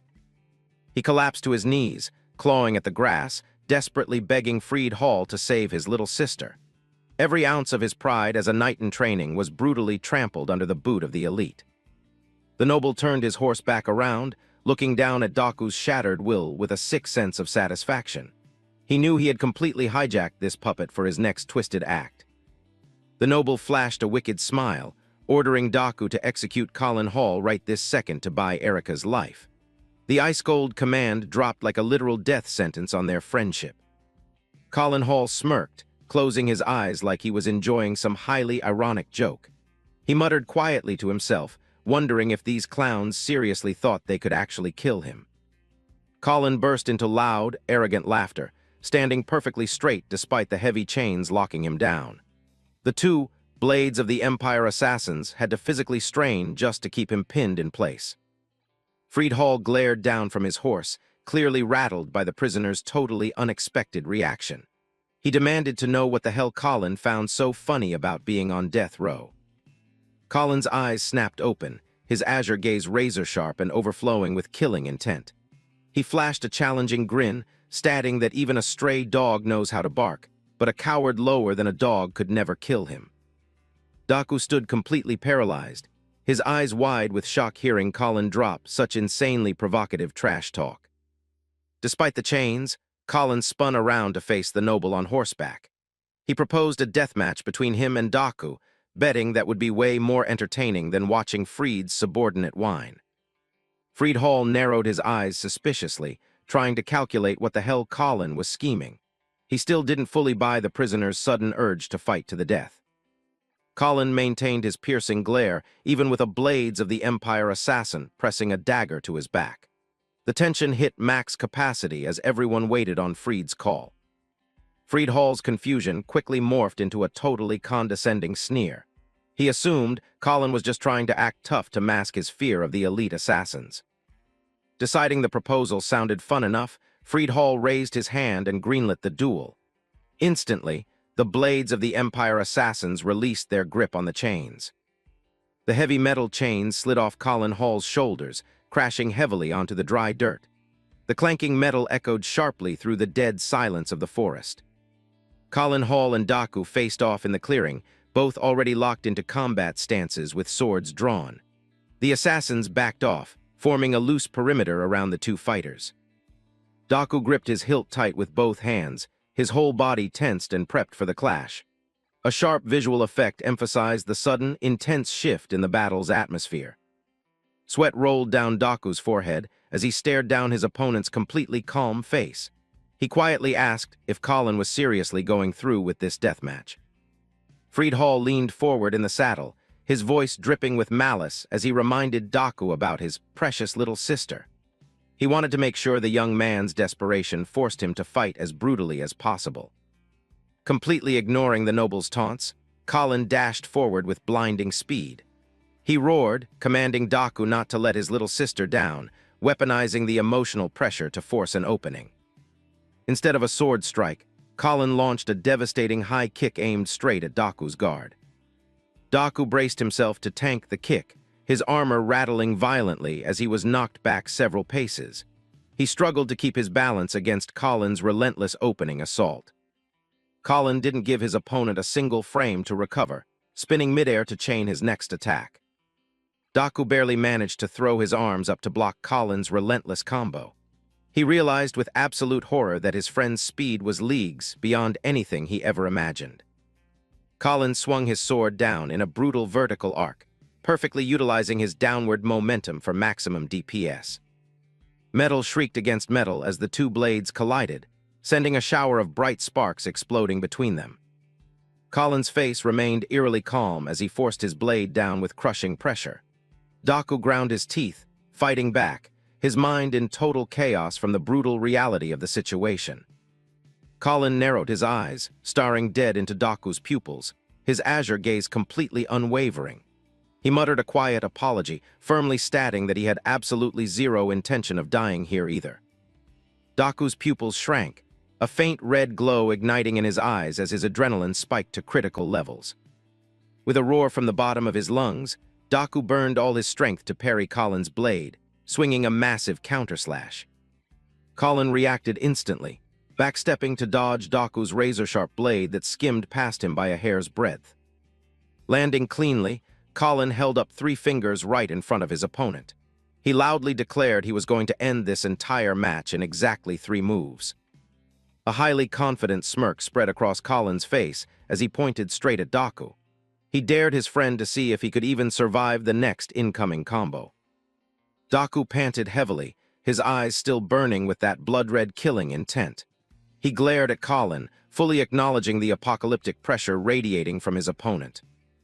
Rejecting Colin's claim, Daku pointed right back with fierce resolve.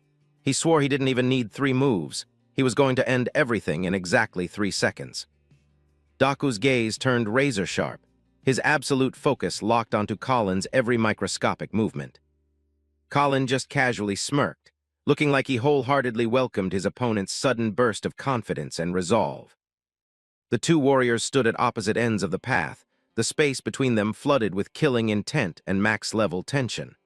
Watching from afar, Friedhall let out an excited gasp. Colin's boots dug deep into the dirt as he wound up to launch himself forward like a missile. At the exact same time, Daku stomped the ground, kicking up a massive cloud of dust. They collided midair, their models blurring from the hyperspeed movements and the chaotic flurry of sword strikes. Colin's lips moved slightly during the clash, repeating his oath to never, ever abandon a comrade. The 2 swords deadlocked once again, their faces just inches apart. Colin's eyes were 100% focused, while Daku was burning everything he had just to keep from getting stat-checked. An image of a mysterious character in a white cloak flashed briefly in Colin's memories. Those promises about protecting his comrades echoed loudly in his soul once more. Daku's head dipped slightly, his face shadowed as he felt the momentum of the battle starting to shift against him. A single drop of sweat dripped from his chin. Their footwork was insanely fast across the forest floor, every single step perfectly calculated with clear tactical intent. The 2 blades of the Empire assassins froze simultaneously, their red eyes glowing under their skull masks, absolutely stunned by the fight's insane packing. Amidst the thick dust cloud, Colin and Daku moved at supersonic speeds, generating violent wind vortexes all around their hitboxes. An earth-shattering explosion triggered, creating a massive pressure column that blew away the dirt, rocks, and dead branches surrounding the arena. The two nearby spectators were violently pushed back by the massive air pressure, forced to throw their arms up just to stay balanced against the hurricane. Freed Hall frantically yanked his reins to keep his horse from panicking at the massive energy blast detonating right in front of him. He screamed in pure terror, unable to process the power Colin had just unleashed. Sweat poured down Freed Hall's forehead, his face painted with absolute panic as he watched the chaotic scene spiral completely out of his control. Colin spawned out of nowhere from high above, diving down like a lightning bolt with his sword drawn, locked in for the final critical strike. Colin's face was set in stone, letting out a roar that shook the entire forest as he closed the distance to his target. Freed panicked and popped his magic, brilliant purple lightning erupting as his expression shifted from shock to absolute, boiling rage the second he realized Colin was actually targeting him. A massive collision exploded between Colin Hall and Freed Hall. Purple lightning arced everywhere, hard proof that the arrogant noble had finally been forced to burn his own mana. Colin maintained his perfectly calm stance, flashing a highly sarcastic smirk as he watched Freed Hall struggle to block. He threw out a toxic taunt, saying he didn't expect this punching bag noble actually knew how to PvP. With an ice-cold glare, Colin warned Freed Hall to never underestimate him again. Freed, on the other hand, was so furious veins popped on his forehead, his face twisted in pure humiliation and hatred. A blinding purple magic explosion erupted from Freed Hall, blasting Colin backward and lighting up the entire dark forest. Colin stuck a flawless landing on the dirt, instantly resetting to a defensive stance, while the blades of the Empire assassins nervously hovered nearby. Colin's azure eyes narrowed. His radar picked up a massively threatening spike in the energy signature surrounding Freed Hall. Freed Hall screamed like an absolute maniac in a fit of berserk rage, ordering his minions to back the hell off so he could personally execute the target. The two assassins instantly fell back to reposition, physically feeling the colossal magic pressure rapidly stacking up from their boss. Sitting on his panicking horse, Freed Hall's entire body glowed with dense purple lightning. He went on a psycho rant, swearing he would be the one to personally take Colin Hall's life. Colin stared dead center into the brewing magic hurricane, his expression shifting to max-level seriousness and absolute focus. A violent vortex of purple energy condensed aggressively right in front of Freed's chest, forcing the noble to physically strain against the pressure as he unleashed his hidden ultimate. A colossal magic array packed with ancient runes spawned behind Freed, radiating a blindingly bright but absolutely lethal light. Daku watched from afar, completely shell-shocked. It looked like he recognized the identity of the horrifying magic array Freed was currently channeling. A mana-detected system prompt popped up as Colin faced the exploding power level. He calmly tanked the heavy winds blowing his dark hair back, his eyes locked onto the enemy. Colin let out a slight smirk, his deep blue gaze turning razor-sharp. He muttered that this raid was actually getting a bit annoying, but his aura still radiated absolute confidence. Colin was currently hitting the absolute hard cap of his physical body. The black curse marks on his face started violently vibrating under the spiritual pressure, sweat pouring down alongside a trail of blood from his mouth. Freed Hall was still trying to stand his ground inside the blinding purple lightning. He was panting heavily, but his eyes were still overflowing with killing intent, winding up for his ultimate attack. The purple lightning from Freed's hands violently flared up, generating explosive sparks all over his body. He dumped 100% of his power into his final casting stance. Colin didn't flinch for a second. He swung his sword, generating a massive, suffocating wave of dark blue aura. The cursed markings on his body glowed brightly, signaling a catastrophic incoming attack. An arc-shaped slash completely tore the fabric of space, leaving glowing blue energy shards fading into the night. Colin's speed was so busted he was leaving actual afterimages behind. He dashed forward like a phantom, his blade dragging a freezing trail of blue energy. Chunks of shattered spiritual power exploded everywhere with every frame of his movement. The exact millisecond Colin's blade entered melee range, Freed's face completely warped in pure terror. He just stood there with his jaw dropped, cold sweat pouring down as the Grim Reaper came to collect. A massive collision triggered, but it wasn't between two blades. An apocalyptic shockwave blasted both players in opposite directions, kicking up a massive dust cloud that blinded the entire zone. Colin's eyes were terrifyingly cold, his dark ocular jutsu fully activated. Opposite him, Freed was in a state of absolute shock, finally realizing the lethal, unbridgeable stat gap between them. Suddenly, a glowing golden magic circle spawned dead center between the two, completely nullifying Colin's attack. This wave of righteous energy instantly purged all the dark aura in the area. The magic circle detonated, blasting Colin backward. He was launched through the air, his sword nearly knocked out of his hand by the intervener's absolutely overpowered force. Both young fighters were forcefully separated. Colin scrambled to reset his balance, while the blue spiritual energy still flickered around his model like ghost fire. It turned out to be Marquis Darius Hall. He sat on horseback, one hand extended to sustain the barrier, coldly declaring, "That's enough." The Marquis's face was set in absolute, terrifying strictness. He dropped a massive reality check, reminding them this was a hunting zone, not a slave arena for them to freely PK each other. He ordered Freed that if he wanted to PvP that badly, he could wait until they got back to the estate. Darius's arrival instantly deleted the entire zone's aggro.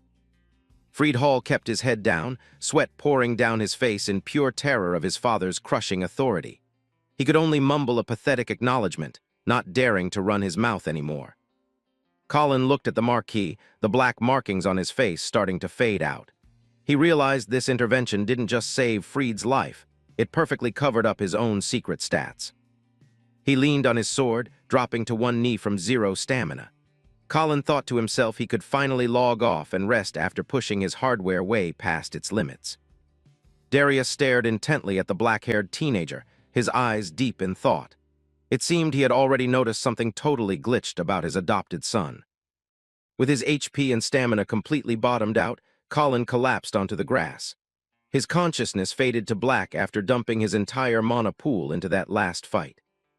A few days later at the Hall estate, the luxurious chandelier glowed brightly on the high ceiling, marking the end of a very long AFK recovery period. Colin slowly opened his eyes, his vision still slightly blurred from being stuck in a coma for days. He weakly muttered, wondering what spawn point he was at. Flashbacks of that dark, curse-heavy battle replayed in his brain like a laggy cutscene. That was the severe penalty for spamming power way above his level cap. He sat up in bed, grabbing his chest. His torn shirt revealed bandages covering wounds that had been expertly healed. Colin thoroughly inspected his hands, checking to make sure those creepy curse marks were completely unequipped. He breathed a massive sigh of relief, seeing his character model was back to default. "You're finally awake," a voice called out from the foot of the bed, making Colin snap his head around.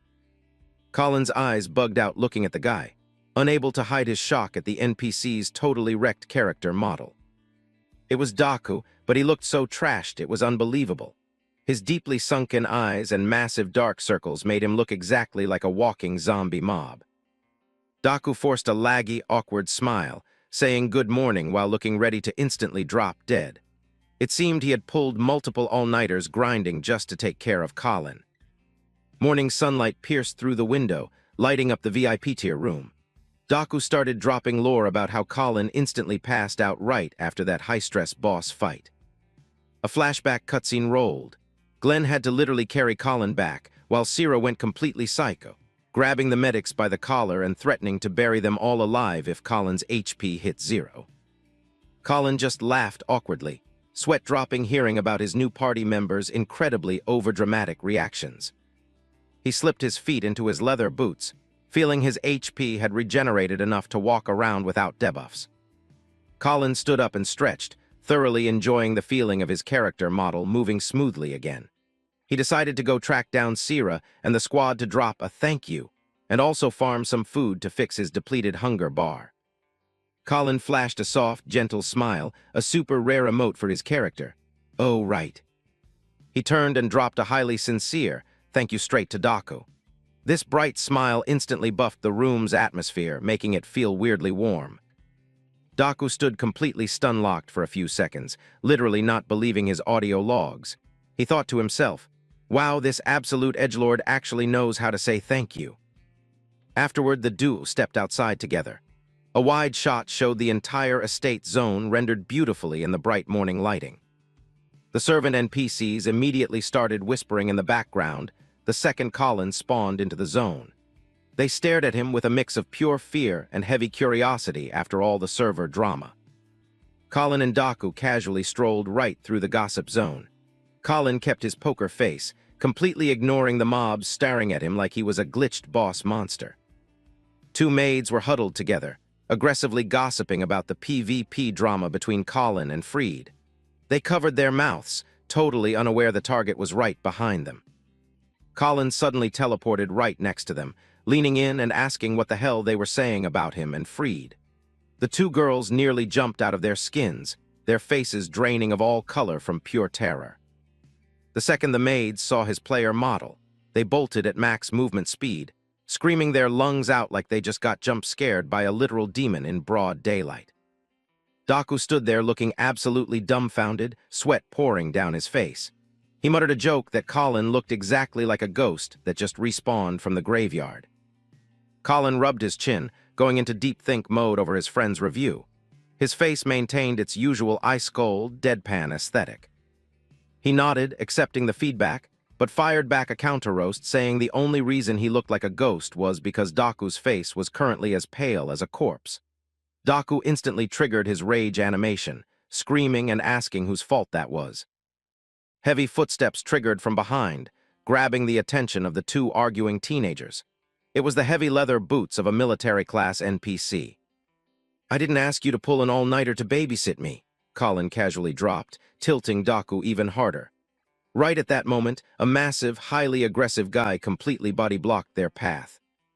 The eye-patch vice captain spawned in, rocking his signature arrogant, toxic smirk.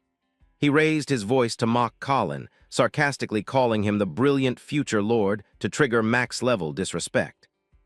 The low-level guards behind him panicked, desperately trying to CC their boss, but he just screamed at them. They could only wave their hands apologizing to the teenagers, desperately trying to avoid catching any splash damage.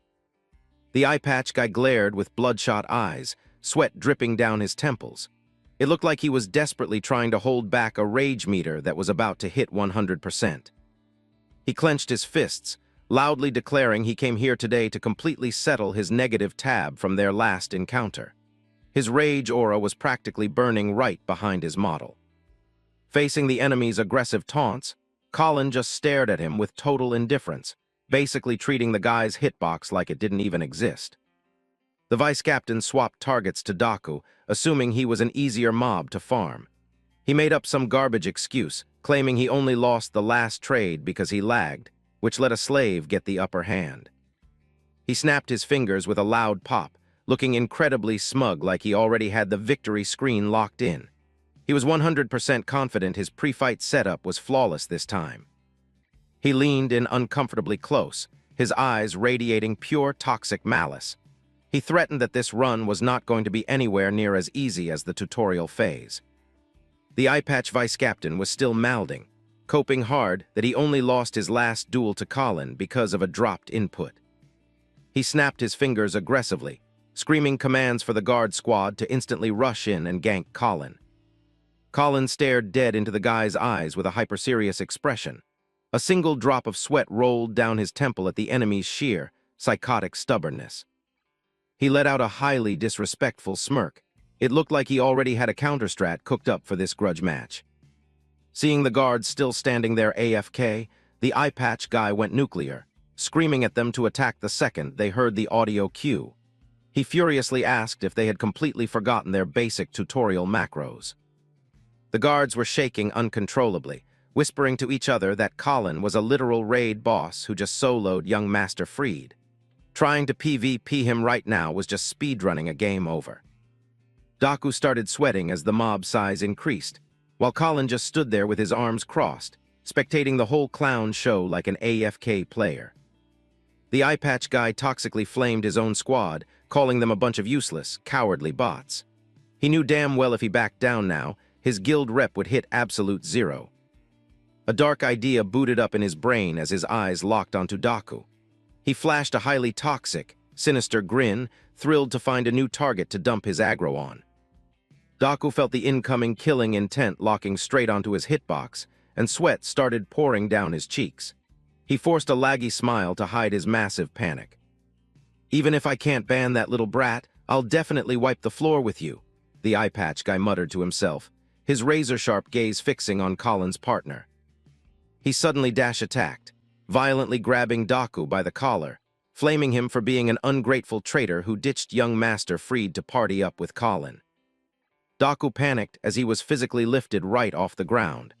The eye patch guy aggressively announced he was stepping in for the young master to teach this traitor a brutal lesson. He wound up his massive fist, prepping to land a critical hit right on Daku's face to flex his dominance in front of the spectator lobby. But in a massive plot twist, Daku perfectly timed a block, stopping the guy's punch dead in its tracks like a brick wall, leaving the vice captain totally stun-locked. The eye patch guy's eyes practically popped out of his skull. He couldn't process how a slave mob had the base stats to casually parry his heavy attack. Daku's eyes turned razor-sharp and absolutely resolute. He dropped a heavy voice line, stating the guy had zero authority or admin privileges to judge his actions. With a flawless animation, Daku violently shoved the eye patch guy's arm away, breaking his posture and making him stumble back several frames. The vice captain was totally blue-screened, his brain lagging like he just took a hammer to the head after that counter. The low-level guards panicked and rushed to check on their boss, while he was still paralyzed by the sheer humiliation. Right on cue, heavy, authoritative footsteps triggered in the audio mix. A pair of hyper-polished night boots stomped onto the path with absolute presence. Night Glenn spawned in, rocking his gray beard and a dead serious face. He roared, demanding to know what kind of trash was causing server lag this early in the morning. Flanking him were Sierra and the other elite knights, casually walking into the zone. The vice captain went ghost white the second he identified the high-tier VIPs that just loaded in. He tried to keep up his edgy persona, threatening Colin and Daku that now that the elite knights had spotted them, their accounts were as good as banned. Instantly, the eye patch guy did a total 180, groveling on his knees to welcome the three high-ranking knights. When asked what the hell was happening, he desperately tried to hijack the report. He pointed straight at Colin and Daku, completely lying through his teeth, claiming he was just disciplining some brain-dead slaves who didn't know the server rules.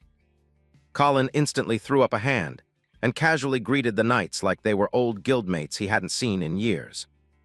Before the eye patch guy could even process the buggy interaction, he got hit with a heavy pat on the back that nearly made him face-plant into the dirt. Marvin threw his arm around Colin, laughing his ass off and congratulating him for respawning exactly when he predicted. This hyper-friendly interaction left the entire lobby absolutely mind-blown. The eye patch guy's jaw hit the floor. He couldn't comprehend why elite, high-tier knights were acting chummy with absolute bottom-tier slave mobs. Sierra also walked up, trolling Marvin about their bet on exactly when Colin would wake up.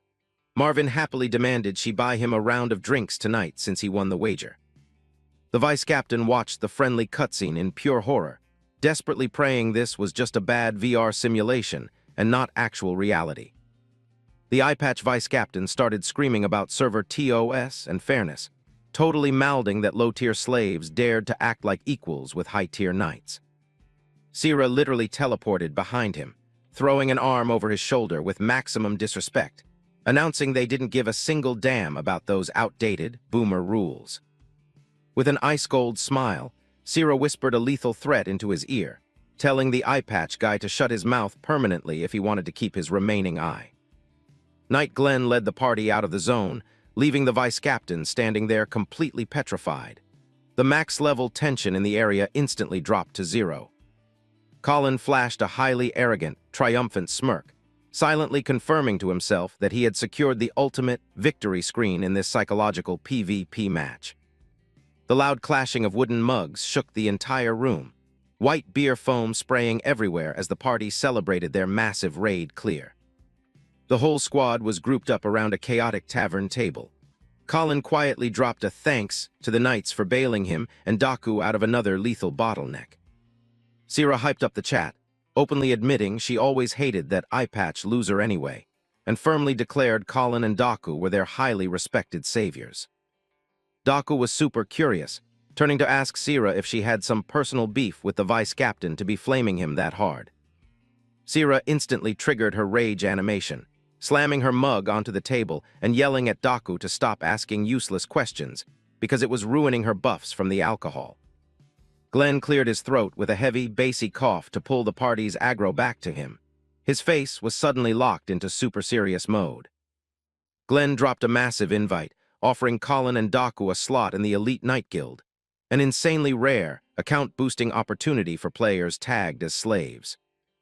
Daku's eyes bugged out, pointing at his own face like his audio glitched, while Colin just sat there casually sipping his drink. Glenn promised that if they accepted the Elite Night class, they would unlock VIP perks equal to the highest-tier retainers in the estate. Colin gave a faint smile, but his dialogue was a total shutdown. He bluntly stated he had absolutely zero interest in grinding the night class. "I have much bigger and grander ambitions," Colin asserted, his eyes burning with an absolute, psychotic level of confidence in his own endgame. Glenn, Sira, and Marvin went dead silent. Their faces were starting to glow red from spamming too many high-level alcohol consumables. Marvin slammed the table and roared, telling Colin to drop the insane dream of becoming the Lord of the Rhine, because that questline was literally impossible. He stated as an absolute fact that Colin didn't use standard sword hitboxes in that last fight. He 100% popped some kind of hidden, op magic skill. Sira suddenly jumped out of her chair, pointing right at Colin with a wildly hyped expression. She was absolutely convinced it was magic that let him solo the Azure King. Marvin narrowed his eyes suspiciously, genuinely confused about how a slave mob could possibly unlock and equip that kind of high-tier magic. Glenn stared a hole straight through Colin with crushing authority, demanding the kid drop a 100% honest lore dump for the squad. Colin thought to himself that the Knights had actually read his glitched stats way earlier than expected. He quickly booted up a flawless cover story.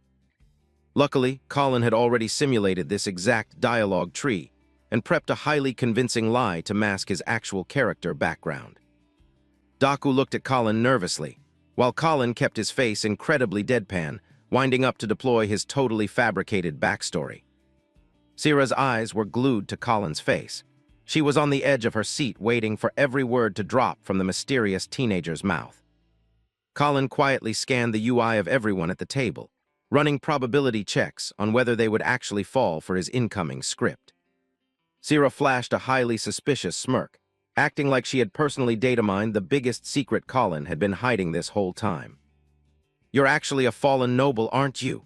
Sira confidently announced, making the entire tavern room instantly go dead silent. She leaned over and aggressively grabbed Colin's hand, claiming her radar for high-tier aristocratic aura was never wrong. Sira excitedly started writing a whole tragic fanfic about how Colin got griefed by a noble conspiracy and forced into the trash-tier slave zone. In Sira's wild imagination, Colin was a high-class young master who swore to grind back all his lost glory using his own raw power. Daku's jaw hit the floor at Sira's completely unhinged headcanon, wondering where the hell she pulled those patch notes from. Colin suddenly burst into loud, maniacal laughter, the audio bouncing around the tavern and completely deleting the tense atmosphere. He casually confirmed Sira's wild theory, making her look incredibly smug since she fully believed she just solved the main storyline. Colin started acting deep, wiping away fake tears and reciting a tragic backstory about getting permanently banned from his noble family in the distant city of Ale. Colin clenched his fists, screaming in fake agony about how he was going to make the nobles who griefed him pay the ultimate price one day. Sira and Marvin actually started crying over the tragic lore, while Daku stood in the background looking completely lost. Daku was sweating buckets, thinking it made sense for Sira and Marvin to get scammed, but a veteran like Captain Glenn definitely wouldn't fall for such a garbage, low-effort lie. However, Glenn unexpectedly stood up looking incredibly serious and empathetic. He swore to keep Colin's hidden identity a secret as long as he didn't pull any aggro toward the Marquis. Daku's eyes practically popped out of his skull. He couldn't believe even the captain got 100% played by Colin's acting. Glenn dropped a heavy warning, telling Colin to be extremely careful and absolutely never leak his magic skills in front of Lady Katrina or the young master. Colin flashed a bright smile, totally smug that his stealth operation worked flawlessly beyond expectations. Daku announced that Marquis Darius Hall wanted to spawn him in for a meeting the second he woke up. Colin Hall just gave a slight nod to accept the quest. Glenn stood in the distance, quietly spectating the two teenagers' models as they walked deeper into the estate instance. Glenn turned back to group chat with Sierra and the other knights, a slight hint of suspicion still lingering on his face. A close-up on Marquis Darius Hall's face showed him deeply analyzing the name, Ale City, in his head. Walking down the hyper-luxurious corridor, Daku was still totally mind-blown that such a massive lie about noble status actually bypassed the admins. Daku turned to ask Colin why he specifically selected Ale City as his fake spawn point. Colin Hall explained that Ale was a completely chaotic PvP zone where nobody could verify shit, making it the perfect cover. A map UI popped up showing the insane travel distance between Ale and the Rhine territory, an absolutely flawless smokescreen. Daku scratched his head, trying to process the term smokescreen Colin just dropped. He suddenly remembered a side quest detail and mentioned he had been meaning to ask about this for a while. Daku threw up his hand, forming a bizarre gesture, and asked Colin if he knew anything about the Three-Legged Crow Guild. Colin stared at the hand sign in dead silence, while Daku wondered if this was just another one of his friend's distraction tactics. A flashback loaded of a dark, pitch-black night during a monster raid on a camp. A massive ogre boss had Daku in a total death grip. Colin Hall quick-drew his sword, his ice-gold eyes locked dead onto the boss monster. He muttered a quick apology to Daku. A flawless hyperspeed slash executed, the ogre's head was cleanly severed in a single frame. Blood VFX exploded into the air. Colin stood on the boss's corpse, telling Daku that if he had any final words for his little sister, he better survive and say them himself. Colin dashed in, swinging his blade at the lead ogre, but the tanky boss didn't go down easy, letting out a terrifying, screen-shaking roar. The monster raised its hand, blue magic bursting from its palm, carrying an absolutely devastating damage output. Colin's blade ignited with a lethal, dark blue spiritual aura. The monster still flashed a cocky, challenging grin, even as Colin's smoking blade closed in right on its neck hitbox. A massive mana explosion triggered. Colin was blasted backward through a cloud of blue smoke. He panted heavily, blood dripping from his mouth, as he desperately tried to tank the overwhelming spiritual pressure. The armored monster taunted him, asking if a low-level trash mob like him seriously thought he could get the kill. Suddenly, Daku rushed in from behind with his sword drawn, screaming his lungs out to pull the boss's aggro. Daku swung his sword with everything he had, declaring he was also an active player in this raid. The ogre's eyes widened in genuine shock, seeing a tiny slave mob actually dare to counterattack. The two of them synced up for the ultimate finishing combo. Monster blood rained down like a fountain under their rapid-fire critical slashes. Colin Hall panted heavily, desperately waiting for his stamina bar to regenerate after the hardcore boss fight. Amidst the ruins, blurry black silhouettes zipped past as Colin and Daku executed their final hit animations. After the aggro finally dropped, Colin went right back to flaming Daku about his long, super cringe final words. Instantly, the remaining mob packs all aggroed onto the duo. Meanwhile, Daku screamed back that Colin would be sitting at the game over screen if he hadn't peeled for him. The two stood there screaming at each other. Colin argued Daku's first voice line should have been "thank you" for not accidentally chopping him in half. Daku furiously brought up how Colin almost got the hostage killed with his hyper-reckless stunt just now. Colin coldly fired back that those monsters had absolutely zero intention of letting the hostage go anyway. Daku yelled, demanding Colin ping a warning signal next time. Colin sarcastically asked if he was supposed to literally shout, "I'm about to sneak attack," in server chat. In the background, the civilian and slave NPCs looked completely dumbfounded watching the two teenagers arguing in the middle of a blood-soaked PvP zone. The monster mobs were slowly routing. Colin dropped another toxic jab, mentioning that some crybaby was just wailing his little sister Erica's name a minute ago. The spectators were completely speechless at the absolute chaos their two saviors were causing. Daku suddenly threw his hand up, flashing the three-legged crow emote right in Colin Hall's face. He explained that an NPC named Roan taught him this secret sign back when he was locked in the Slaver Guild's inventory.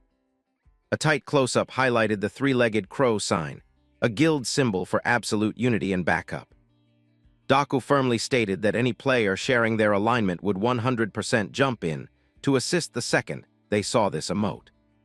Colin turned and sarcastically asked if Daku was planning to get grappled by the monster mobs again. Daku furiously raised his fist, flaming him for being a stubborn troll. Snapping back to reality, Colin Hall looked off into the distance, explaining that an old acquaintance taught him that emote.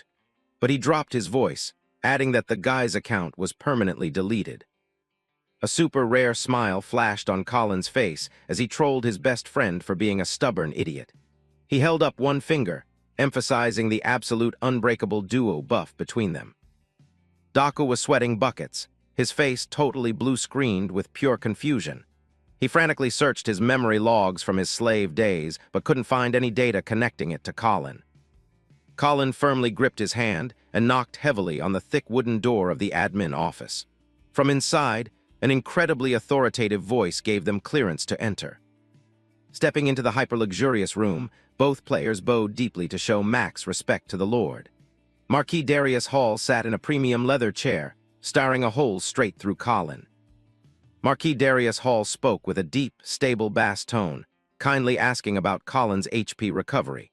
His face radiated absolute authority, but still showed the genuine concern of a high-tier mentor. Colin Hall flashed a highly confident smile, firmly confirming his debuffs were totally cleared thanks to the premium healing. His eyes were dead focused, showing zero fear against the Lord's massive aura. Daku also bowed respectfully. The Marquis recognized his character model, nodding and nodding. It had been a long time since their last dialogue tree. Darius's face suddenly went full serious mode. He lowered his head slightly, deep in thought. He announced there was exactly one specific reason he summoned them to this instance right now. The Marquis flipped through a stack of data logs, demanding a serious debrief on the exact sequence of events in the hunting zone. The glitchy details in the report clearly needed debugging. Daku kept his head down, anxiety sweat rolling down his cheeks as he felt the room's tension hit max level. In the background, Darius stood up from his chair, radiating absolute boss-level presence. Darius slowly walked toward the wall, where a massive, gold-framed portrait was hung. He dropped some lore, mentioning he had been partied up with Glenn and the others since the very early game. The Marquis's gaze locked onto the portrait of his elite squad.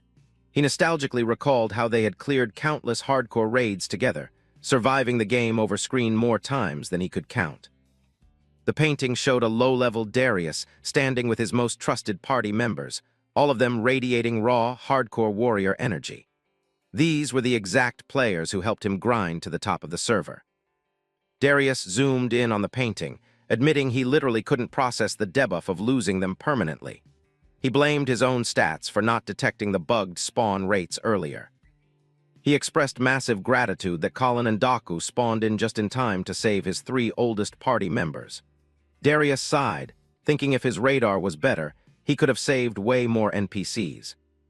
The Marquis slowly shook his head, closing his eyes to suppress the emotional damage. He firmly assured the two teenagers they caught absolutely zero penalty points for that incident. Darius tanked 100% of the aggro himself, admitting it was his admin failure for not predicting the monster raid. Colin and Daku stood in dead silence, listening to the Lord's heavy lore drop. Marquis Darius Hall spun around, bringing up the guild invite to the Royal Knights that Glenn had dropped earlier. He wanted to hear the official confirmation straight from their audio logs. Colin Hall instantly fired back without a single pixel of hesitation on his face. He bluntly rejected the invite to the Elite Knight Guild, a massive plot twist that would shock anyone else on the server. Darius didn't trigger any rage animations. He just turned to Daku and asked for his input. Daku instantly became the focal point of the entire room, visibly lagging from the sudden pressure. Daku froze, his hands waving around chaotically because the dialogue prompt caught him totally off guard. He stuttered, completely unable to form a sentence after being personally offered a Royal Knight slot by the server admin. The teenager nervously downplayed his own stats, claiming a trash-tier mob like him didn't deserve that kind of premium class. Colin stood next to him and immediately dropped a buff, telling Daku to just select the dialogue option he actually wanted. After a brief moment of intense internal processing, Daku's character model completely shifted. He ground his teeth, his eyes flaring up with an insane, unprecedented level of resolve. Daku screamed with absolute courage, firmly declaring he desperately wanted to class change into a royal knight. His shout echoed through the admin room, flexing a completely unbreakable mentality. Marquis Darius Hall gave a highly satisfied nod at Daku's hardcore resolve. He then turned to Colin, generously announcing that if the kid had any other custom requests, he should just drop them now. Colin Hall let out a faint, extremely calculated smirk, his eyes turning razor-sharp as he locked onto this golden opportunity. He opened his mouth to drop his one and only demand. Colin's face was packed with 5D chess calculations and a highly cryptic vibe. He requested the Lord's admin privileges to handle the situation with Daku's little sister. Colin demanded to transfer Erica, a servant currently locked in the Williams family instance, directly to the Hall estate server. Marquis Darius listened incredibly closely to this totally unpredictable request. Daku physically jolted, his eyes bugging out to max size, completely blue-screened by his friend's massive proposal. He couldn't believe Colin was burning the Lord's ultimate favor just to rescue his little sister from that toxic zone.